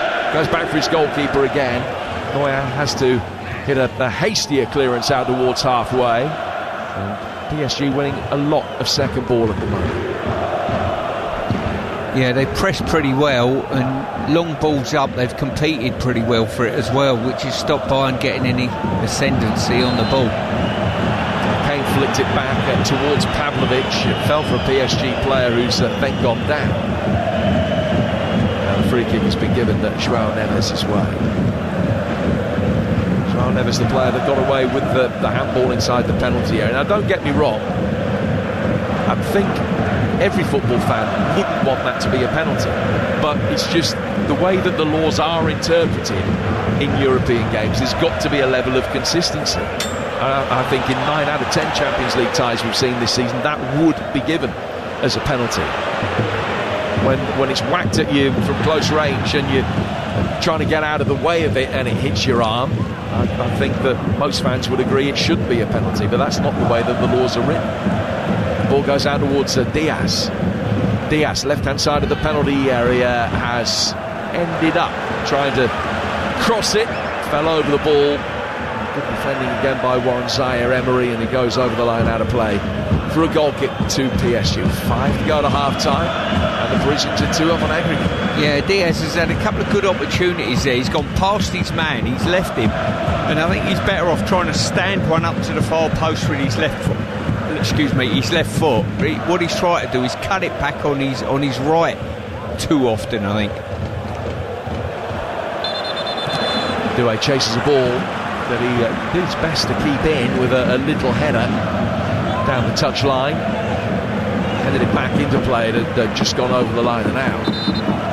It's a throw that will be taken not necessarily from the right place by Conrad Lima, which is a point that Luis Enrique is trying to make. Lima takes the throw, it comes straight back to him again. Good strength from the Bayern players to win it back. Kimmich for Upamecano, hitting it with the top of the boots. A great ball out towards the left-hand side for Diaz. Diaz travelling inside the penalty area, trying to take on Marquinhos on the outside, but his touch was too heavy, and Safanov very grateful to pounce on the loose ball. Yeah, he's run at him, he's slowed him up, and they've dealt with him pretty well there and made him go on the outside. I think he's just tried to drag it with his right foot and just got too much on the drag. This is a Bayern Munich team that won their first 16 games of the season in all competitions. They're 2 without a win coming into tonight. That's their longest winless streak of the campaign. First time that they've gone 2 without a win. At the moment, they're going to be going 3 without a win on a night where they need a victory to at the very least take this game to extra time. 1 goal win does just that, winning by 2 or more, and they've got the job done inside 90 minutes. At the moment, they trail from all the possession they've had. Lise, who's come closer than anybody of those dressed in red, feeding it forward towards Musiala. Musiala getting to the byline. Good ball in. Safanov got an important hand to it to knock it away from Kane's path. And then Marquinhos, after the initial clearance is played back, just whacks it upfield. Stanisic fields that, goes back for Neuer, who will control and plays it out. He's looking for Upamecano, who fell over, but Pavlovic was back there to rescue it for Bayern, and they'll work it back to Kimmich and now out towards Lima. I'll tell you what I like about PSG's play. They'll play through you if it's comfortable to play through you. If it ever goes back to the goalie or goes back to a defender, it's a little bit tight, Jim. They go from back to front, don't they? So they're never going to give the ball away cheaply. Here's Elise. Lima making a good run. He's got 3 to try and pick out. He's overhit the cross. Diaz at the far post. Retraces his steps. Hares out towards the far touchline. Can't keep it in. And it's a throw to PSG. That was a better move. Elise playing the right pass and taking Nuno Mendes with him, creating space for Lima. Nuno Mendes did just enough to force Lima to hurry the cross, and then it was too heavy. Yeah, we're almost, a game and a half into this 2 legs now, and nothing's really fell for Harry Kane in the box. You know, he got his penalty last time out, but nothing's fell for him in the box, a tap-in or anything of that nature, and that was certainly the case in Paris as well. Elise. Forward towards Pavlovic. Here is Harry Kane, who scored in each of the last 6 Champions League games.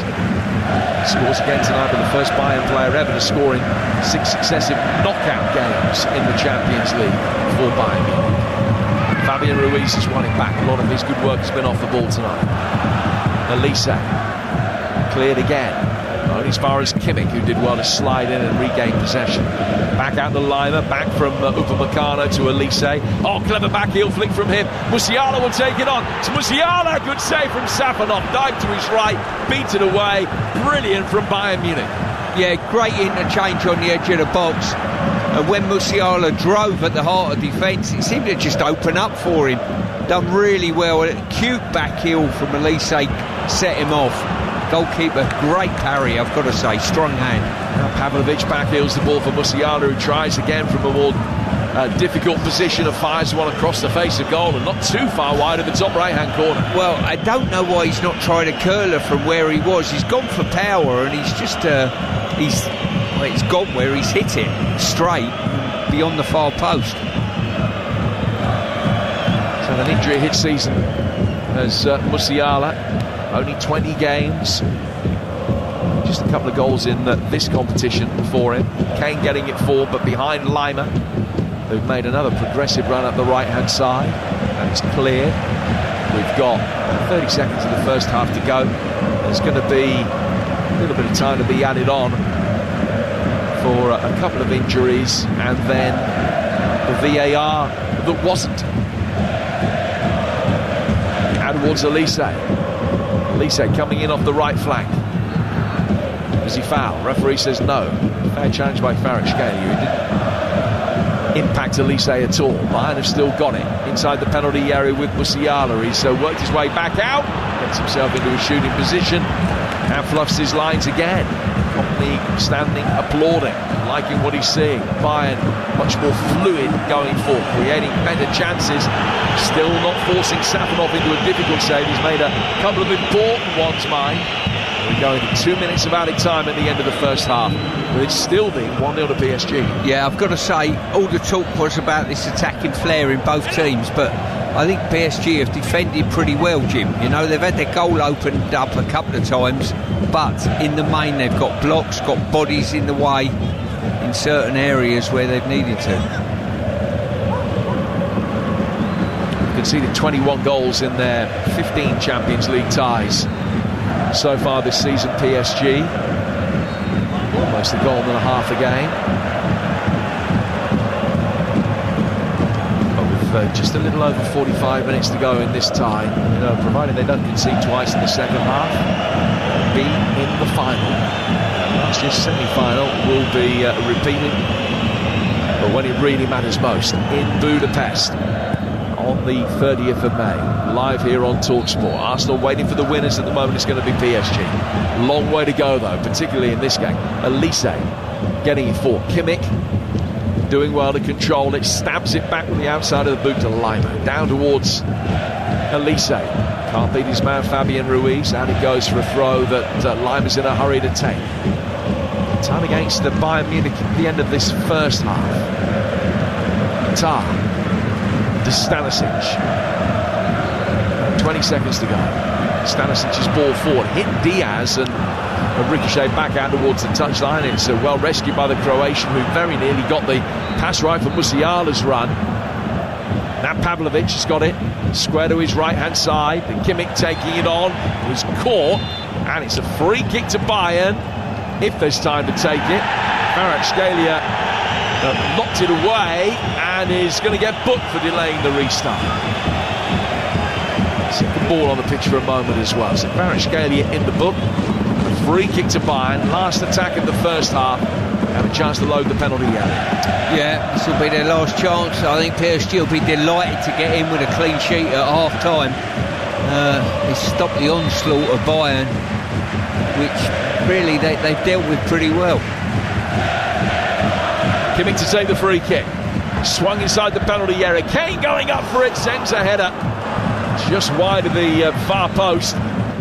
2 or 3 players attacking the same ball. It might actually have been Jonathan Tah that got the last touch on that. It was. He's sent the header wide. And we're going to go in at half-time, as we did last week, with PSG a goal up on the night. Tonight, it is only 1 Dembele with a 3rd-minute goal, the difference between the two teams. After that, controversy. Nuno Mendes already booked. Probably should have picked up a second yellow card for a deliberate handball. Referee, I think, in a case of mistaken identity, gave the free kick the wrong way. And then moments after that, a clearance from Vitinha clearly hit the arm of João Neves inside his own penalty area. And the referee wasn't interested by that either. Bayern will feel hard done by, but PSG have been the better side going forward, leading 1-0 on the night, 6-4 on aggregate. Harry Kane remonstrating with the referee at half-time there. Clearly, as you can see by his body language, feeling like they should have got a penalty for handball. But that's where we've got with the rules with handball. That's where we've got with football. Best attackers in the world begging for penalties when a player clears the ball into the arm of their teammate. We're better than that. Football's better than that. These two sides are better than that. And Bayern Munich can certainly produce better than they produced in that first 45 minutes. And that probably, Stuart Pearce, is the main frustration from them. In attack, Elise curled a shot just over. Musiala forced a good save from Safanov, and we just saw Tar head just wide, but we all expected more from Bayern going forward, didn't we? Yeah, I think we did. As I say, I think the early goals really hurt them and rocked them a little bit, but they've had opportunities to get the ball into Elise and Diaz has sort of, instead trying to cut back once he's gone on the outside and got daylight, he should really stand a couple up, in my opinion. And obviously Elise, the one cutting inside. And I think from a defensive aspect, PSG have done reasonably well, actually, to nullify Bayern. They got the goal, which was the most important thing on the evening. Who was going to score first? It's changed the dynamic completely. Well, it would have done either way. Bayern obviously are going to need to go for this in the second half. They need to get at least 2 goals, but to concede in the manner they did at the time they did, just 2 minutes into the game, Ousmane Dembele putting PSG 2 up on aggregate, it was way too easy. We spoke about the defences before the game. We didn't think they'd be defending that bad. No, the defending was poor, to be fair. You've got to hand it to Kvaratskhelia. He's done brilliant. He set it wide and spun him behind. Upamecano was struggling to keep pace with him and get turned, and once he got turned and beyond the Bayern backline, the recovery runs were slow, but you've got to hand it to PSG. They had 3 players arriving in the box waiting for the cross, all relatively unmarked, and a really good finish. You had plenty of time to look at that, and you can get them wrong, trust me. What do you made of their performance? They've had 41% possession, they've had 6 attempts at goal. Bayern have had 9, obviously, with 59% possession. Is this already, I think, from Luis Enrique and his side, as good as it gets in terms of an away performance? I still feel as though, and I said in the first half commentary, I still feel as though PSG have got another goal in them, which is daunting for Bayern, if truth be known. The reason I say that is Bayern have got a flood onto them now, and if you leave Kvaratskhelia, unmarked or even one-on-one, he's going to cause you a big problem. There have been some controversial moments in that first half. Harry Kane, obviously, as we mentioned, protesting it at the break. Firstly, Nuno Mendes was on a yellow card. He seemed to handball deliberately, but it was Conrad Lima who was adjudged to have handled it. The free kick went the other direction. Maybe there was a handball in the build-up to it, but play had gone on for a couple of seconds before it hit Mendes' arm. A very controversial decision with him already on a yellow card. But then shortly after that, as I mentioned, Vitinha blasting the ball at the arms of João Neves, who had his arms in a pretty high position. It was a huge penalty shout inside the Allianz Arena. How lucky were PSG to get away with that one? I think on both calls they were very, very fortunate. What I would say from the referee's point of view, and we saw him referee at Forest last week, and I thought he'd done a brilliant job, I think he's made the decisions on both occasions really, really quick. Sometimes it pays to give yourself a split second just to let it sink in. He's given decisions straight away, and you think you've not given yourself any thinking time on this. You've been a manager, Stuart. How do you play things if you're Vincent Kompany? At some point he's going to have to go for it. Will he be content with where things are, at least for another 10, 15 or so minutes? Or do you think the start of the second half he'll be changing something drastically and giving himself as long as possible to get that goal? Well, I don't think he'll be particularly happy. On what I've seen, if I was in the technical area for Bayern, I'd be very nervous, leaving ourselves open for the counter-attack. PSG have proved that they can hurt you with the counter-attack, but you've got to be assured that you've got players behind you, sat behind you, that are going to improve what you've got on the pitch already. So I don't think you'll make changes at half-time, but they need an early goal cue. When do they push? I'll be looking around the 60-minute mark. If they haven't scored, then they're going to have to shake the pack up in some way, shape or form, whether it be a change of line-up or a tactical shape or even substitutes. You have to say we've seen plenty of quality on the night. No, it hasn't yet lived up to that incredible first leg, but plenty of quality shown from both sides. The moment of real quality in front of goal came from Ousmane Dembele just 2 minutes into the game. He has put Paris Saint-Germain 2 goals up on aggregate, and they have 1 foot in back-to-back Champions League finals. You're listening to the Champions League live on TalkSport with Enterprise Rent-A-Car. We're here for it. Book now at enterprise.co.uk. Kickoff on TalkSport with Ladbrokes. 18+ gambleaware.org. Switching to Vodafone full fibre broadband is now as easy as pie. Ooh, freshly baked. It's a walk in the park. Hello, little fella. It's like taking candy from a baby. Come on, as if I'd do that. With One Touch Switch, it's easy. We sort everything out for you. We even contact your current provider. Plus, we'll help towards leaving fees. Switch today to full fibre broadband with Vodafone. Up to £200 credit to cover leaving fees. More information and terms at vodafone.co.uk/broadband.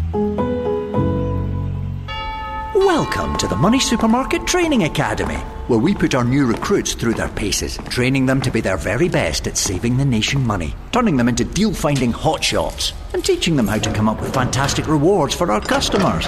Is this the Money Supermarket Training Academy? Absolutely. Come in! Money Supermarket, where better off begins. Download the app today. Rewards include prepaid MasterCard, qualifying purchase with logged-in account, 18+ UK only. See site for T's and C's. The future is unpredictable at times, but the Open University are the experts in online learning, allowing you to fit study around your life. What's more, you'll have support from dedicated tutors every step of the way. Now, suddenly your possibilities are open. Search the Open University to find out more. The Open University. The future is open. On day 3 of leftovers for lunch, have a day off. Switch it up with a double cheeseburger for $2.49 on the McDonald's Saver menu. Leftovers left the chat. Talk about Saver satisfaction. Served from 11 a.m. Price and participation may vary. Fees apply to delivery orders, subject to availability. Mr. Q. At Mr. Q, we tell it how it is. When players win, they love Q. Like a Portuguese prima donna loves polishing a statue of himself. But when players lose, they hate Q. Like a last-minute VAR controversy. Mr. Q, the casino you love to hate. And you'll love 100 free spins on Big Bass Splash with your first deposit. Play at mrq.com or on the app. UK 18+ residents only. Minimum £10 first deposit. 10p per spin. Free spins must be used within 48 hours of depositing. All winnings paid in cash. T's and C's apply. Play safely. Jim White and Simon Jordan on Talk Sport. Mid-morning radio that's up for the job. I'm hot under the collar with this. Concrete sports talk. Edge that one in stone. Rapid setting opinion. I still think there's a lot of questions that need to be answered. Oh, no. Come on. Big names all backed up. David Moyes, John Hart, Ian Rush. Jim White and Simon Jordan. Delivered tomorrow morning from 10 on Talk Sport by Selco Builders Warehouse. Check out this month's real deals at selcovw.com. Champions League live on TalkSport with Enterprise Rent-A-Car. Here for it. Book now at enterprise.co.uk. Initiate adrenaline pumps. Kickoff live on TalkSport. Well, since the Champions League was rebranded in 1992, Bayern Munich have failed to overturn a first leg semi-final deficit on 5 previous occasions. At this point, it's heading to 6. They trail 6-4 on aggregate. Ousmane Dembele with the only goal of the night. Paris Saint-Germain, as it stands, heading to a Champions League final against Arsenal. Let's get the half-time odds with Ladbrokes. Odds update on Talk Sport with Ladbrokes. Bet on this season's Champions League action live tonight. Visit ladbrokes.com. 18+ gambleaware.org. So Bayern to win on the night, 21-10 now. They need at least 2 goals. The draw, 12-5. PSG to win this leg is evens. Bayern to qualify is now 14-5, while PSG are 9-2 on. And for Harry Kane To score next is 9-2. Hasn't really had a look in thus far, but the latest odds with Ladbrokes. It's 18+. BeGambleAware.org. Odds update on Talk Sport with Ladbrokes. Bet on this season's Champions League action live tonight. Visit ladbrokes.com. 18+ gambleaware.org. This game brought to you in partnership with TNT Sports, the home of European football. Let's check in on the WSL. It looks like Manchester City are closing in on the title without even playing. The latest from Broadfield with Angelina Kelly. Yes, it's Brighton 1, Arsenal 0. Props to Brighton. They deserve the lead from Fuka Tsunoda's deflected goal. Despite making 7 changes, you wouldn't think it. Brighton have been brilliant and have maintained some great levels of pressure. But let's see if they can keep it up, because Arsenal, despite looking out of sync in the first half, have come out very strong since the break. Renée Slagers has made a half-time change, bringing on second in the Ballon d'Or, Mariana Caldente, for Victoria Pelova. And the side are testing the Brighton keeper. Caitlin Ford's shot has just forced her into a brilliant fingertip save, sending the ball over a crossbar. And as things stand, the WSL title is heading to Manchester City tonight. Their players have decided to watch this game together and will be somewhere in Manchester, I'm sure, enjoying what they've seen so far. It's Brighton 1, Arsenal 0. Angelina, I want to ask you, did you expect more from Arsenal tonight, knowing that they needed to win? And do you see any ill effects from the weekend and that defeat to Lyon in the Champions League?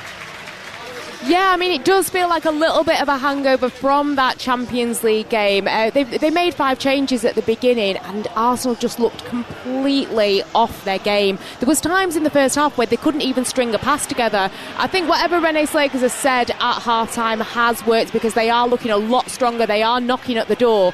But considering what's on the line, Hugh, I agree. I did expect a little bit more from Arsenal tonight. OK, Angelina Kelly will be keeping you right up to date as Arsenal make it into the box. The ball's around the goalkeeper, cleared away, though, from the Brighton defence. And as Angelina said, Manchester City nearing that title for the first time in a decade in the WSL. For us here on TalkSport, the second half on the way. Currently, Bayern Munich 0, Paris Saint-Germain 1. Ousmane Dembele's goal means PSG leads 6-4 on aggregate. Let's head to your commentary team. Stuart Pearce. Firstly, the former Nottingham Forest legend. I just wonder how PSG and Luis Enrique manage things now, because I think most sides would feel 2 goals up, 45 minutes to play, obviously in a difficult arena against a very good side, but they would feel like they could possibly see this out. But how Paris Saint-Germain play doesn't really lend itself to that. Did you see them possibly trying to take the sting out of the game from here on out? Is it possession? Is that how they do it? Well, I think Coutinho will play a big part in that. I think he's got on the ball and dictated the tempo of the game a little bit when it's been needed. The other side of that is, what I would say is, if you ask me, how do you stop Bayern maybe having a resurgence in the second half? Block up the edges, the 2 wide areas, so you can ask your midfield players or one of your centrals just to get over and double up on occasion and stop Elise and Diaz cutting inside and opening your goal up. That will be key to me. Whether they will do or not, that is your guess. I'm not sure how many times in your career, Stuart, you walked the tightrope on a yellow card. But the left-hand side for PSG, now both Kvaratskhelia and Mendes have been booked. Does that mean that you can have a little bit more emphasis down that side? If you release, say, you make sure you have a go at Mendes every time.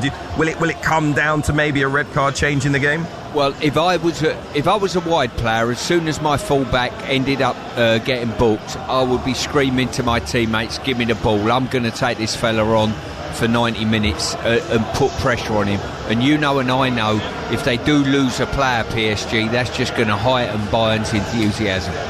Still a great atmosphere inside the Allianz Arena, and those Bayern Munich fans are going to need to be the 12th man if they are to see their side reach the Champions League final. 2 goals down on aggregate. We can see the PSG players just in the tunnel, about to make their way out for the second half. The Bayern players coming out just a little bit earlier. What about Vincent Kompany? I think I asked you when he goes for it. Tactical changes will be intriguing nonetheless.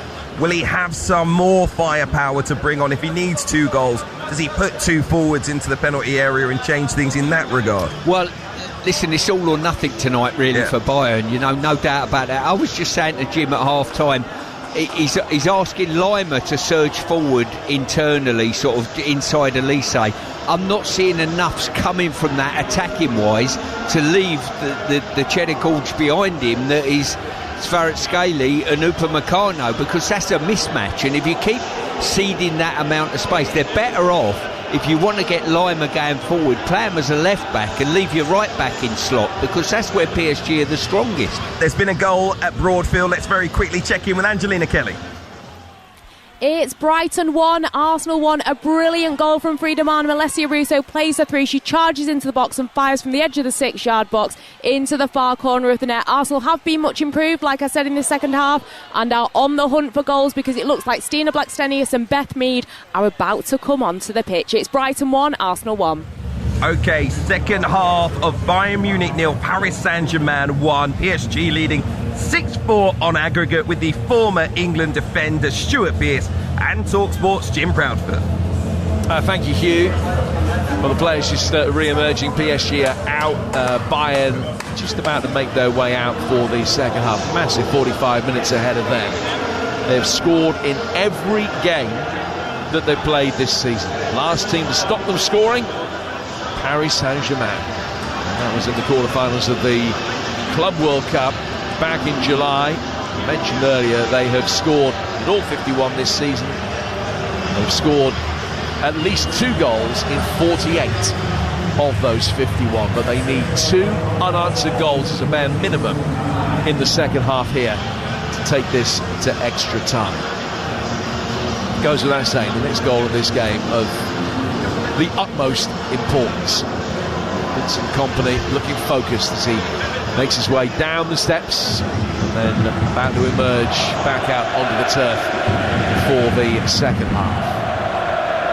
No sign of any changes being made. Bayern, Neuer in goal, Stanisic, Upamecano, Tar and Lima, Kimmich and Pavlovic, Elise Musiala and Diaz and Kane. PSG Safanov, Zaire Emery, Marquinhos, Pancho, Nuno Mendes, Fabian Ruiz, Vitinha, João Neves, Doué Dembélé and Kvaratskhelia. 1-0, Dembele's 3rd minute goal, the difference between the two teams. Nuno Mendes, Kvaratskhelia and Stanisic all booked in that opening 45 minutes. PSG kicking from left to right as we look at it in their change kit of all black, Bayern in their famous red with the white trim, and on the front foot from the very off with Michael Elise taking on Nuno Mendes. He really could have the key to this up against a player who is walking that yellow card tightrope. Ball worked inside the penalty area, appeals for a handball by the PSG defenders against Musiala. Nothing given by the referee. PSG have cleared it, and it goes back towards Upamecano on halfway for Bayern, who trail 1-0 on the night, 6-4 on aggregate. They've got it here with Kane. Just opens up the right foot, guides it down towards Luis Diaz. Opportunity for him to run at Marquinhos. Pokes it square to his left-hand side for Pavlovic. Pavlovic draws the challenge and plays it back for Stanisic. Jonathan Tah coming onto it. Quick give and go from him, and then Tah getting it back and contrived to work it back behind Pavlovic, straight out of play for a throw to PSG. 90 seconds into the second half here on TalkSport. This game brought to you in association with TNT Sports, the home of European football. Alongside me, Stuart Pearce. Yeah, Jim, certainly Bayern over recent months have shown that they've got the ability to stage fight backs. There's no doubt about that, and score goals. They're certainly going to have to do that now. Yeah, they had a game recently with a 2 down with about 10-12 minutes to go. I think it was against Freiburg, and came back to win it. Freiburg, the potential opponents for Forest and Villa in the Europa League final. They meet each other in the second semi-final tomorrow. Forest a goal up as they go to Villa Park after the Chris Wood penalty 20 minutes from time in the first leg of the East Midlands last week. Pacho is down hurt, and he just ducked his head in to attack a ball that Kane raised his boot to try and get, and he caught him with the studs on the top of the head. The centre half is down in need of a little bit of treatment. I don't know that there's not Sign of a little bit of blood there. Yeah, I'm quite surprised the referee didn't give a foul there. Yes, Pacho's put his head down slightly, but still, Harry Kane's boot was fairly highly raised. German fans doing everything they can to lift their team. Incredible support. Still seems to be a fair bit of optimism, as there would be when you played 23 games at home this season and you've won 20 of them. You kind of get used to being able to get yourselves out of difficult positions, but this is increasingly testing for them. 3 minutes gone in the second half. This hiatus might take a while. They're just having to patch Pacho up. They've put a big smear of Vaseline on the top of his head, and seemingly he's going to be okay and able to continue. Yeah, brave how he put his head in there, I've got to say. If this game was played at Brighton, I would say a seagull's done something on his nut at the moment, Jim. Yep, that's the perfect description, I would say. Everybody's with you. Play restarts, drop ball to PSG. Pacho gets it back to his goalkeeper, Safanov. Guiding him right-footed over the halfway line. Bounces over the head of Pavlovic, but he's worked it away from Doué to his goalkeeper. So much of PSG's attacking players gravitated down the left, that Kvaratskhelia side, rather than down the right where Doué is. Here's Zaire Emery playing it right back, having to deal with Diaz. Musiala on that occasion. Found Marquinhos, who finds his goalkeeper. Safanov with the clearance. Bayern acrobatically trying to work it forward with Jonathan Tah, brought down though by Zaire Emery. More Champions League games as a teenager than anyone else in history. He's just lost out here. Musiala goes in, so too does Pavlovic, able to emerge with the ball. Home crowd appreciating that. Stanisic now playing at left back. Back from him to Tah, who will use the emergency exit behind him. Manuel Neuer. Neuer getting it away. Right-footed.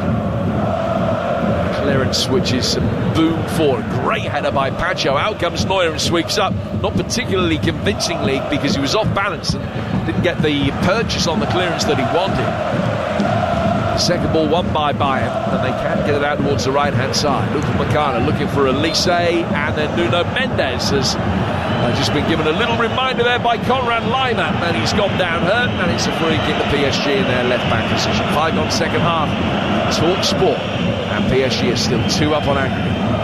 Yeah, Bayern have not been able to feed the ball into their forwards as readily, I don't think, as they did last week, and with that, sort of the likes of Elise have had players in close attendance that's managed to nullify him slightly. This is the night, if you're just joining us, where the high drama has really come in the form of controversy in the first half as opposed to a glut of goals or opportunity. Elise coming close. Safanov, the goalkeeper's had to make a couple of important saves. PSG have been ahead since 2.5 minutes in. Controversy coming with a couple of handballs. Nuno Mendes very lucky to escape one, which the referee, had he given the free kick, would have had to have awarded him a second yellow card. And then moments later, there was a handball by João Neves inside his own penalty area as Vitinha clattered the ball into him, and the referee and VAR didn't give it. The Bayern players, I think, will still be muttering now, mystified as to, in the context of European decisions, how they didn't get a penalty for that. So 1-0 PSG lead. We're 6.5 minutes into the second half now. Michael Elise's got it again. Elise with quicksilver feet, running towards the edge of the penalty area, setting it up here for Luis Diaz. Diaz to his left-hand side, has got Stanisic coming onto it. Stanisic rolls it down towards Kane. Kane working the angle, right for the shot, really well blocked by Vitinha. Did well just to throw himself into the line of fire, and it ricochets through the midfield towards Tah, out of Pavlovic. Back out of the left-hand side again for Stanisic. Stanisic for Luis Diaz. Marquinhos has stepped up from the defensive line to follow him out. Sorry, Jim, I think that last effort from Harry Kane probably sums up his frustration. He's had a shooting effort there that really wasn't on, to be quite honest with you. He's shooting into a body. He's got this wonderful goal-scoring record this season. 17 goals in his last 16 Champions League games. And He's scored in 17 of his last 20 matches all told. I understand his willingness to shoot onside almost, but they haven't been able to create anything like a clear-cut opportunity for him so far. Marquinhos fouled here. Luis Diaz, the perpetrator, free kick at PSG. Yeah, he's done well tonight, Marquinhos, so far. His little bit of know-how has got him in the right positions at the right time. Still only 31 as well, Marquinhos. He seems to have been around for forever. He's got more than 500 PSG games behind him, but very few in the league recently. I mentioned earlier that as soon as it became obvious they were going to win the league, and they will do if they draw each of their next 2 matches, then essentially he's just been playing Champions League football. Save for the big occasion.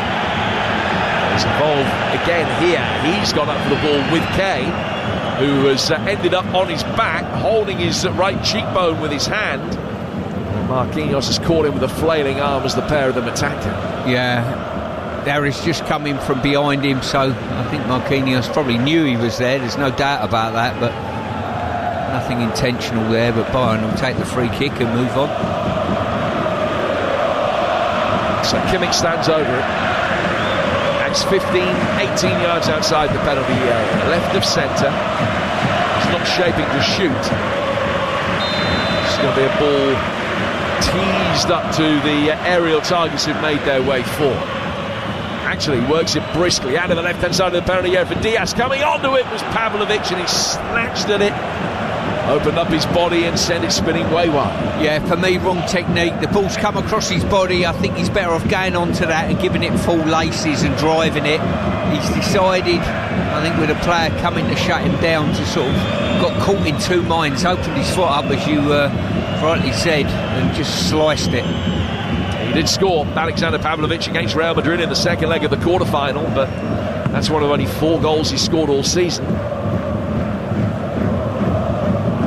With 174 to their name, but none tonight. On a night where, as we stand right now, they need 2, and they got 35 minutes to get him to take this game to extra time. Still wouldn't bet against it going to extra time necessarily, but the Parisians will feel as though they're in really good control here.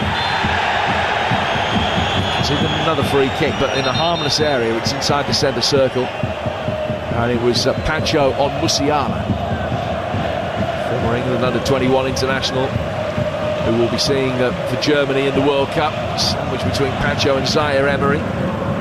Got every game from the World Cup, all 104, live from Canada, Mexico and the United States, coming your way on the TalkSport network over the course of the summer. England first in action on June the 17th.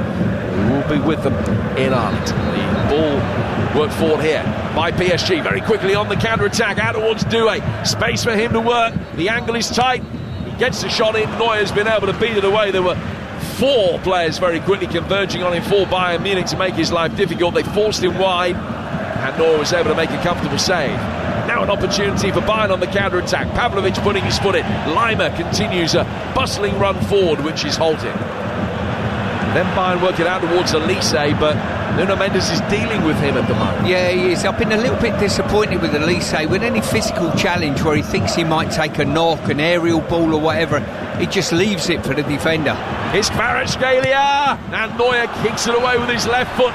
Cross that might have found Dembele, and there's not been an intervention for the veteran goalkeeper, and Bayern will get it away. Well, brilliant wing play once again there. Kvaratskhelia just turning Upamecano this way and that way. Obviously Lima up the pitch once again, chasing the game. Here's Elise looking for Kane, who very nearly got there ahead of Safanov.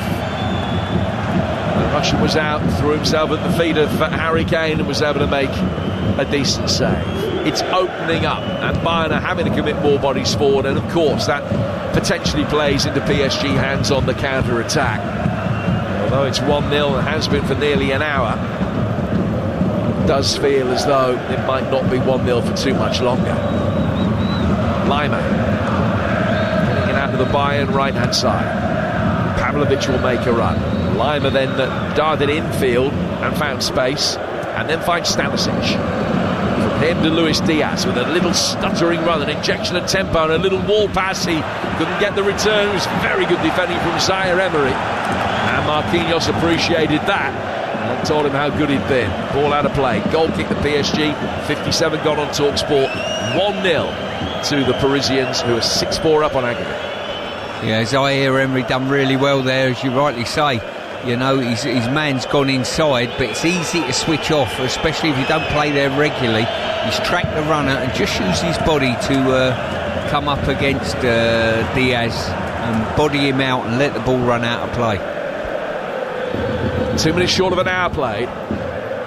Choice of live European semi-finals for you on the TalkSport network tomorrow. And you would imagine 2 English teams will be going through to the finals of their respective competitions. We've got Arsenal in the Champions League final. Palace, it feels, will be bound to get the job done at Selhurst tomorrow, live on TalkSport 2 against Shakhtar. Michael Elise making his way forward here. Then loses out his old club in action tomorrow against Shakhtar. That's on TalkSport 2, and Villa Forest on TalkSport. They'll be starting at 7 tomorrow from Villa Park. Aston Villa look for their first European final since way back when. Luis Diaz, left-hand side of the penalty area, pulled in. Coutinho will get it away. Forest haven't been in one since 1980. And all they've got to do tomorrow night is not concede. They've been in great form over the last month or so, and it promises to be a mouth-watering occasion tomorrow. Villa Forest join us at Villa Park for a build-up at 7 ahead of an 8 o'clock kickoff. Musiala is in the heart of midfield. Out towards Elise. Elise with a couple of step-overs, trying to work the angle, plays it back for Musiala. Pavlovic is on. Back from Pavlovic, and then the referee gets in the way of a ball that is laid back from Kimmich. He stops play. There was no need to, because although it had hit him, it still went back to Jonathan Tah, who was the intended recipient of the pass anyway. Company clearly not happy with the referee's performance tonight. Ball down towards Musiala, getting to the byline. Did he overrun it? No, not quite, but good defending from João Neves, who was able to get it away. And then, in fact, the assistant referee does flag it had gone out of play for a goal kick. And we played an hour, half an hour to go. Bayern need 2 to rescue it and stay in Europe. Yeah, and whether it be João Neves or Coutinho, they're doing well, doubling up and stopping the wide players coming in and opening the goal up, and that will be a big problem for them, but they're working tirelessly for the team, the central midfield players.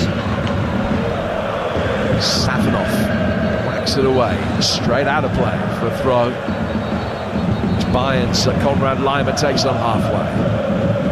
I don't know if it's a tactic at all, but I'm seeing goalkeepers launching the ball, going straight out of play in the opposition's half. Either the accuracy's not there, or they're continually trying to pick out wide players and missing it. Well, I guess it's just a tactic to get the ball forward quickly, from the fact that both kickoffs we've seen in this game have been something very similar, where the ball has been laid back and it has been deliberately pinged out of play, both at the beginning of the first half and the beginning of the second half by PSG, just getting it up the field to force the other side in. Here's Pavlovic, back out to the right-hand side of the penalty area. Limas crosses block, Kimmich then trying to poke it back, and Pavlovic will guide it down towards Elise. Elise again in towards Pavlovic, now coming onto it is Stanisic, but he didn't get the power, and Safanov can make a comfortable save. No, as I say, not enough pace on the ball, and he couldn't generate enough pace himself, to really have a decent dip at goal from there. Poor effort eventually. The effort of a man who's only scored 4 goals in more than 100 Bayern Munich games. It's Desiree Doué for PSG, who have now been ahead 4 and out. And Bayern are going to be making a change in a moment. The Vancouver native Alphonso Davies is going to be coming on. He started at left back in the first leg, a player who was in the 2020 Champions League winning team for Bayern, and he's going to be coming on shortly. Doué, lovely little nutmeg, and then it was followed by another as Zaire Emery was able to nutmeg Pavlovic. Still continue his run forward. The talented teenager lays it back through the midfield. So Davis is going to be coming on, and we're going to be seeing Bradley Barcola come on for PSG in a moment as well. 17 minutes into the second half. Still 1-0. After that Dembele goal on 3 minutes. Which I thought was going to be the portent of another ridiculously high-scoring game. It hasn't turned out that way. Not that it's been cagey by any stretch of the imagination, but it just hasn't been quite the free-flowing exhibition that we saw last week in Paris. No, probably on the hour mark is the first time I've seen PSG basically say, you know what, we'll go backwards and sideways now. I'm quite happy to keep the ball, which they're doing at this moment in time. Prior to that, it was every time we get it, we'll go forward, we'll try to score. Zaire Emery to Doué. Kvaratskhelia in a much more central position. Back for Doué again, running forward. Well tackled, just on the edge of the D. That will allow Pavlovic the opportunity to find Stanisic, who can bring it away. Pavlovic again. Kane really deep, picking up possession. Goal side of the edge of the centre circle. That's his goal side of the edge of the centre circle, with runners going past him. He's linked it up well and then continues his run forward. Now it's with Upamecano, who was in the Leipzig side that lost the Champions League semi-final to PSG back in 2020. Final that year, you'll remember, was settled by a goal from Kingsley Coman. Paris, born and bred, scoring the winner for Bayern against PSG, looking for revenge tonight. And they might just get it here with a right-footed effort from Doué. Neuer dived to his right, got his hand to it, beats it away and out for a corner. Super play there by Doué. He's taken on 2 players, he's put 3 players on the back foot. He's hit a shot that's bounced just in front of Neuer. Great save.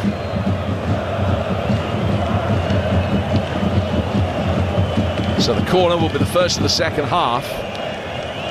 And Paris Saint-Germain's 5th of the game. Bayern haven't won 1 as yet. Dembele, the goal scorer, is coming off before the corner is taken, and he'll be replaced by Bradley Barcola, who's had his injury problems this season. He hasn't scored in 6 games since he returned. He did net in both legs against Chelsea earlier in the competition, and he comes on now. So Barcola for Dembele is PSG's first change. Dembele leaves the field as the potential match winner on the night. Just the one attempt this evening, but he scored from it. The Bayern, are they going to wait to defend this corner before bringing Alphonso Davies on? They are. It's headed away at the near post by Pavlovic. And the number 45 gets his foot to it. Elise then stabs it back for Stanisic, wearing 44. His long ball forward, chased after by Diaz, acrobatically cleared.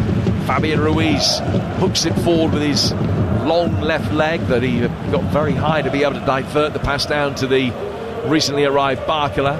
It is in fact going to be a double change, because Kim will be coming on for Bayern as well, the centre-half who scored the winner against PSG here in the league stage last season of the Champions League. Great run off the ball on the left-hand side. Barcola's waiting in the middle. If PSG can get it in, they can't quite. That was good defending in the end by Upamecano. I wonder whether they'll change to a 3 at all with him coming on, but I mean, you could easily take Upamecano off. Lima threaded forward. Two Bayern players run into each other, Musiala and Pavlovic. And there's a stumble off the ball from PSG player, and Diaz tries to make his way forward. Musiala's been able to find him, he's got it. Trying to open up the angle, comes back outside the penalty area. Now the pass to Musiala is on.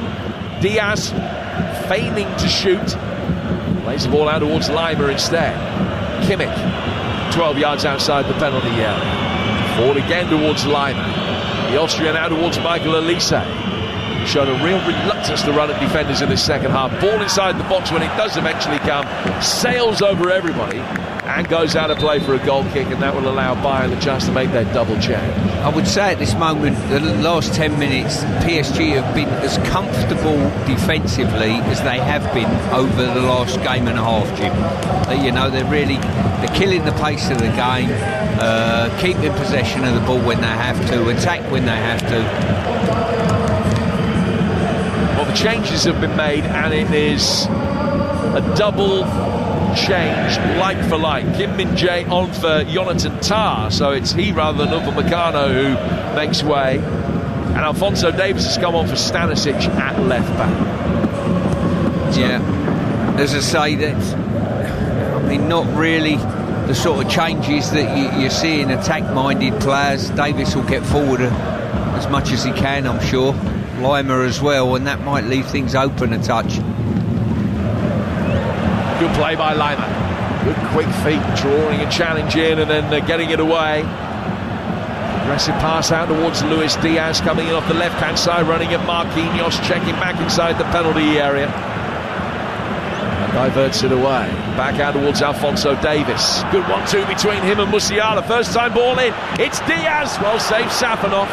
Been disappointed had that beaten him, but he still had to throw his way to his right-hand side to be able to beat it clear. But that was better and a good first contribution from Davies. Yeah, they're going to have to keep driving forward, keep turning the screw, and hopefully get a goal at some stage to really make it a nervous ending for PSG. We're in the final quarter of the game. It's Bayern Munich side who've scored in every game this season. Still haven't scored in this one. 1-0 down to that third-minute goal from Ousmane Dembele. 6-4 on aggregate to PSG. No side has ever scored 5 in a Champions League tie and been eliminated. Bar one. That was Manchester City when they lost to Monaco on away goals in 2017, having won the first leg 5-3. PSG hoping not to join them. Here's Elise coming forward. Elise through a crowd, but again without the power. Could have done with a little nick on that to divert it past Safanov. That wasn't forthcoming either, and it was a comfortable stop. Yeah, set-up play absolutely superb by him, but just failed to get the precision and the pace on the shot.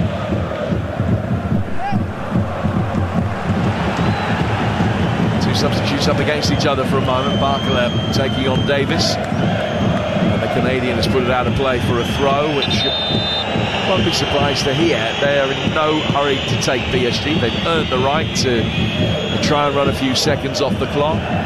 Zaire Emery spins the Champions League ball with its dark blue markings on the palm of his right hand and takes the throw in towards Desiree Doué, who tried a trick and ended up tackling himself, but then wins it back. Takes it down towards the dead ball line. Oh, it's brilliant from Doué. Absolutely magnificent to drag the ball back on the dead ball line and beat 2 Bayern players. Couldn't get across it. Bayern cleared it, but just the skill, the quick thinking and the execution was quite magnificent. Very unlucky that he couldn't make more of it. Yeah, really clever play. I'll tell you what, the more this game goes on, the more I'm appreciating the work of Marquinhos and Pacho. I think they've been outstanding tonight, I really do. Kimmich. So we've got some war wounds at Pacho after that clash with the studs of Harry Kane's right boot. At the moment they got a clean sheet against their name. The Ecuadorian and the Brazilian have worked so well in tandem. 71 gone, 1-0 to PSG. Another goal now for them, and it feels so it will be all over. Here's Kvaratskhelia trying to provide it, pirouetting in the D, works into his left-hand side, and Neuer dives to his right. Doesn't get anything on Doué's effort, which goes into the side netting and wide for a goal kick. Great feet by Kvaratskhelia, and he's just laid it off to Doué. He's given it everything he got, but just not on target. Shoot us into the final, the Tifo said before the game for the Bayern support. Haven't been able to do that so far. There'll be a twist, Jim, we know that.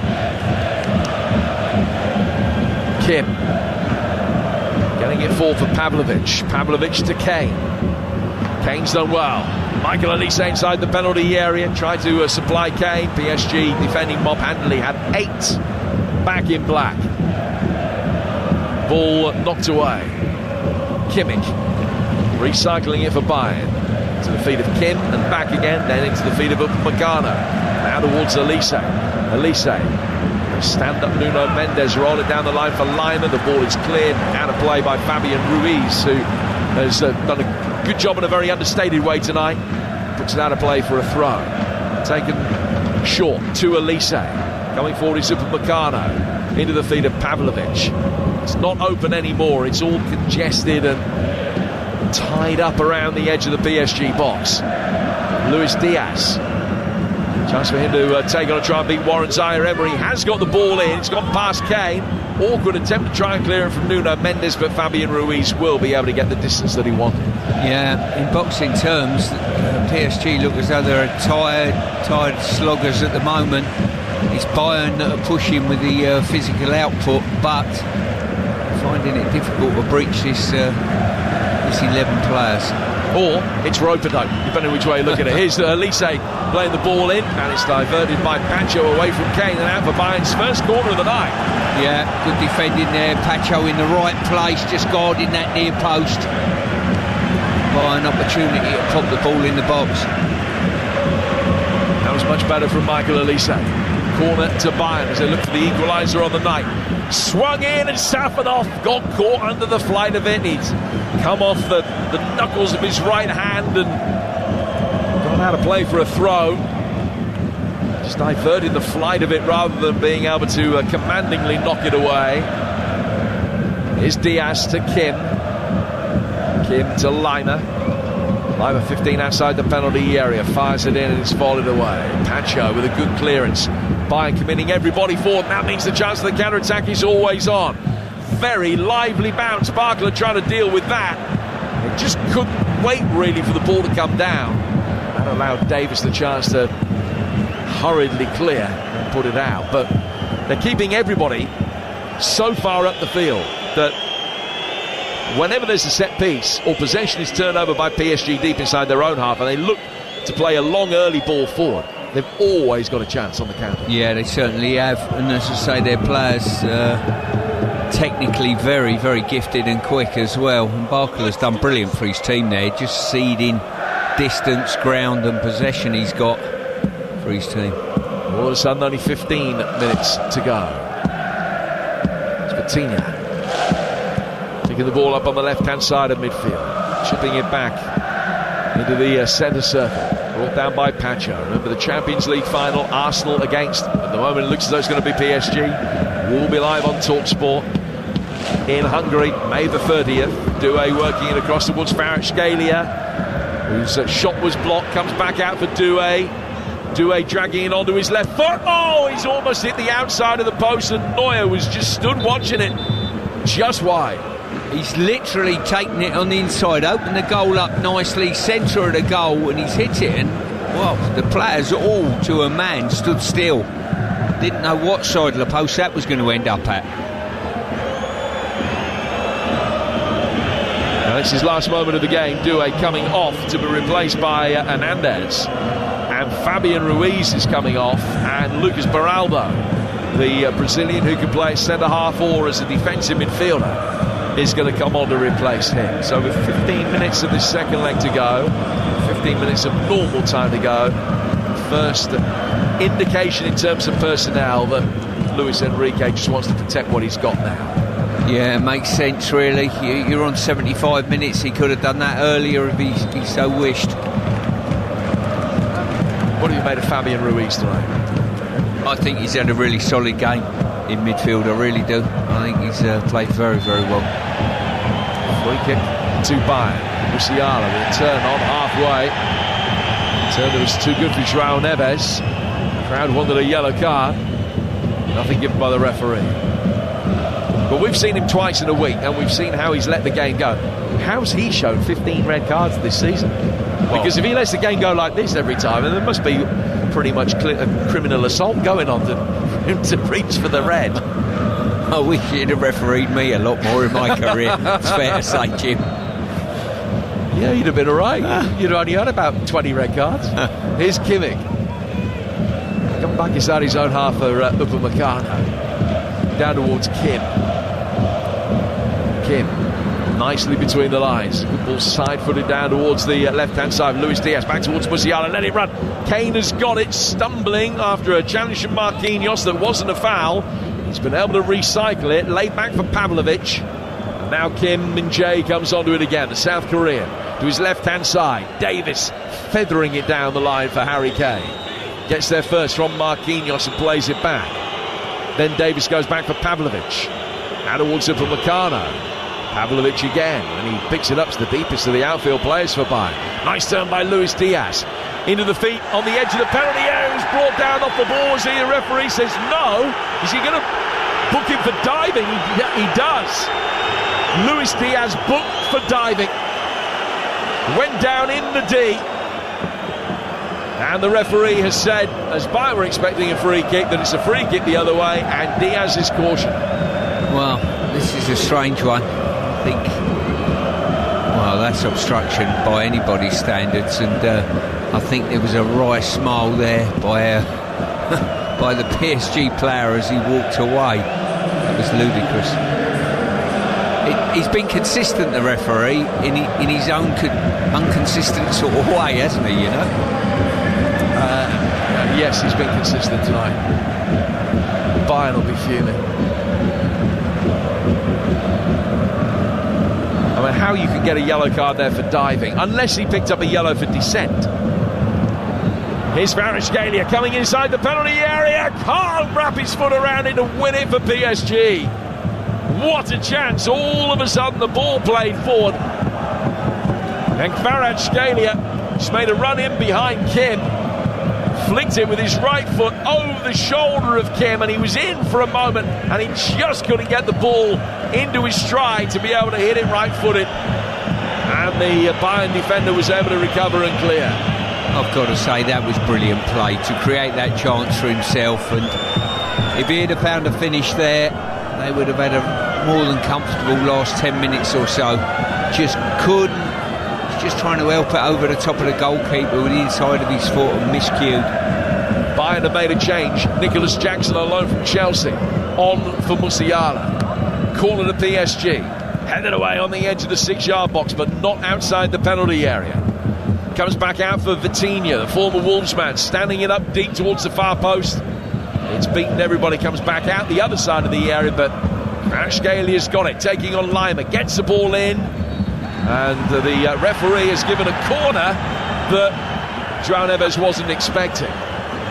And there are rice smiles all over the place. I think even the Bayern players and the PSG players are just laughing at the odd decision that the referee's offering here.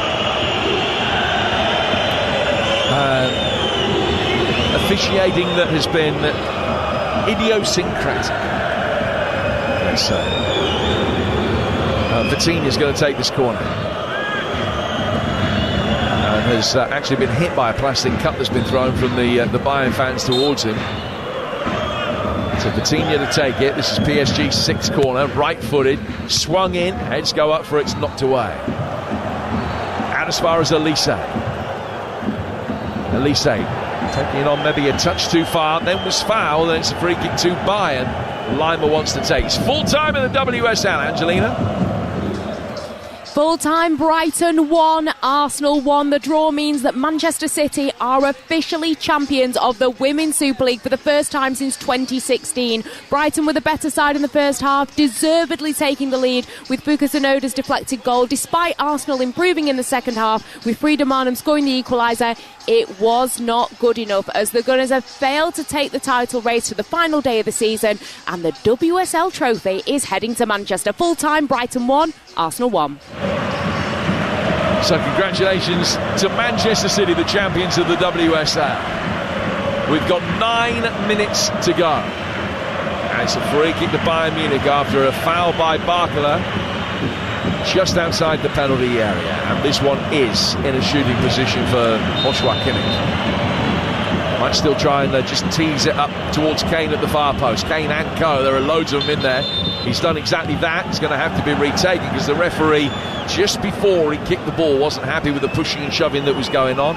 He's having a word with Kane and Beraldo, and I think João Neves was given a few words of advice in passing as well. So Safanov's back, having another look at the angle of his wall protecting the near post. Is Kimmich going to try the same again? Just chip this in. He does, and out comes Safanov, and that's good goalkeeping. He's punched it clear and got it about 20 yards outside the box. Elise runs round it, recycles it. Now comes back down towards Alphonso Davies. Kimmich to his left, but he's played it further forward, briskly out towards Luis Diaz. Back he goes from Diaz to Kimmich. In towards the feet of the Canadian Davis. Upamecano, Lima. 7.5 to go here on TalkSport. This game brought to you in association with TNT Sports, the home of European football. Poor pass by Upamecano, one back, they've got it forward towards Barcola. Nuno Mendes from distance and wide. No, wrong option, totally wrong option. I think at this stage of the game, on 82, 83 minutes, you've just got to keep possession of the ball and make sure you've got a real shooting and goal-scoring opportunity. Well, he's playing higher up now, Nuno Mendes, on that left-hand side. And he saw that the goalkeeper was off his line, and he's tried the spectacular. It didn't come off. Here's Jackson taking on the impressive Pancho and winning a throw. Nicholas Jackson, who has scored 10 goals in this loan spell from Chelsea, 3 of them coming in the Champions League this season. He's often been used as a substitute, but has been a 1-in-3 man. And Bayern are going to be bringing on young Leonard Carl in a moment, who's only 18 but has scored 4 goals in 7 Champions League ties this season. So another attacking option going to be introduced in a moment. Here's Kane, bustling his way forward and doing really well to get back on his feet after seemingly being tackled and losing possession. And then Marquinhos has fouled in. Oh, the referee's given it against Kane. Yeah, he's given it for handball. Harry Kane's gone down how he's managed to retain the ball under about 3 or 4 challenges, I'll never know. And then I think he come to a stage where he's off balance and thought, I just will go down on the ball and hopefully get something from it from the referee. He got that all right. Last season, we've seen him play high up, we've seen him play at left wing back, we've seen him play at right back. 19-year-old will be coming on presumably to play over on the left-hand side for PSG. 5 to go plus stoppage time. PSG are going through without too much alarm at the moment. No, they're controlling the game pretty well. I think when they've dropped into shape defensively, they've not been opened up for any shooting lines in any way, shape or form. So I think they'll be absolutely delighted with that. And Bayern need to get a goal, even a scrappy goal, just to make this game sort of edgy, if you like, for the last few minutes. Yellow card for Marquinhos, who has stopped the run of Diaz down the left-hand side. 5 minutes to go. Free kick to Bayern, again in PSG territory. Much closer to halfway, though, than the edge of the penalty area. Don't forget Sportsbar coming up tonight. 3717223344. Your chance to react to this second leg. What did you make of it? It has been in contrast to the first 9-goal thriller last week. It's been a different type of game today, but it's been so engaging. It's not over yet, although PSG will feel as though it nearly is. Davis makes his way forward, overrun that. It's good defending again by Zaire Emery. It's how to play for a goal kick. Now the PSG supporters in fine voice know that they are nearly there. 2 up on aggregate still. Yeah, Davis should have done better there. Strode straight down the left wing, and he didn't seem to have a sort of an understanding of what he was looking to achieve, to be fair. I was just hoping the defender made his mind up for him. Well, the fact that it's still 1-0 to PSG probably makes those 2 handball decisions in the space of 60 seconds in the first half even more relevant and controversial. I think they'll be mentioned by Vincent Kompany. It's fair to say either way, the way this result is going to go. Yeah, Nuno Mendes could easily have been sent off, and then a penalty could easily have been given moments later. Here's Luis Diaz inside the penalty area, big chance and a great block. It was Carl with the effort, then Lima with another one. Did that hit a hand? Referee immediately says no, and it drops into the hands of Safin, the PSG goalkeeper. Well, if you're Bayern supporters at this moment in time, you'll be very disappointed with some of these marginal decisions. I think they got that one right, though. I think it was Pacho, that one that it hit. As the shot comes in that Neuer tips away, and Kvaratskhelia watches it run out of play for a corner, but only 2 minutes to go. Bayern need to score twice. Yeah, they've had a couple of efforts there, Bayern, but you've got to say, players back in slot, filling the goal up. 2 blocks continually. Just looking at Lima one, might have well hit his hand, but I think he's trying to pull it away from his body there. Yeah, João Neves, who we felt could easily have had a penalty given against him in the first half. The one in the first half was a much clearer one than that. And his arms are in a natural position this time as he blocks the effort from Lima. Corner for PSG. They've worked it short. And Vitinha will take over, bustling his way towards the edge of the penalty area. Under a little bit of pressure, he's found Beraldo to Barcola, who stumbled. Bayern very grateful that he did, able to bring it away and find Pavlovic, but they've got 90 seconds to go. Still 1-0 to PSG, as it's been since the 3rd minute of the night. Ball work down the line here for Michael Olise, taking on Beraldo. Hernandez is back to cover as well. He's got it in, and it's headed away by the impressive Marquinhos, and then volleyed further clear out to Bradley Barcola on the PSG left. But Kim's won it. Olise playing it for. It's Nicholas Jackson now. Back on the right-hand side of the box again. Makes his way inside the penalty area. And then chips it in too far ahead of Kane. And this is going to be PSG's night. Goal kick. That was symptomatic of Harry Kane's probably 2 legs, I think. You know, there's nothing that has been delivered in the box that's actually fell to him or dropped to him or anything of that nature. And Bayern will be desperate. He is the man you want anything to fall to. And I think over the 2 legs, Jim, I don't think anything has. This will be a 17th away win of the season for PSG. Their 6th win in a row in the Champions League. And it will take them into the final against Arsenal in Budapest on May the 30th. Alphonso Davies. Down towards Luis Diaz. Bayern need to score twice. They've got 10 seconds plus stoppage time to do it. A club that know oh so well that goals can come bang bang in stoppage time in big Champions League games. 5 minutes shown by the 4th official, Espeneskos. And we're in them now. Bayern have got to score twice. Pavlovic. This is going to be the first game that they failed to score in all season. And the 4th in which they've not scored 2 or more. Hernandez clears. Works it forward over halfway. Back past Kim. Neuer comes out, heads it down. Kimmich working it for Davies. 4.5 to go. Davies' ball to the left-hand side. Diaz taking it on past Zaire Emery. It's inside the penalty area. It's taking a little ricochet back off him. Jackson trying to improvise, hooks it in. Safanov off balance, sticks his hands above his head and catches it. Well, just Diaz done brilliantly. Burst into the 6-yard box on the flank, but just couldn't find, once again, just couldn't find a little toe poke or anything to find a red shirt in the centre of the goal. Safanov gets it forward as quickly as he can. Kim was complaining he was being fouled by Barcola, but Bayern have still got it, get it out with Lima to the right back position. Played for by Lennart Karl. Olise down the line for Lima, battling there with Mayulu, who stood his ground, has been a calming figure since coming on. Karl has it back, 3.5 minutes to go. PSG 2 up on aggregate, within touching distance now. Davies for Bayern as the red shirts come forward again. It's Luis Diaz. Quick feet taking on Warren Zaire Emery. Still he goes, he almost able to thread it through for the runner Karl. Very nearly.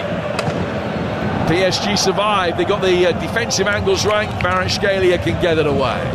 Just plays it back into Bayern territory. Knows it's going to come straight back. We're just running a few seconds off the clock and there are only 3 minutes left now.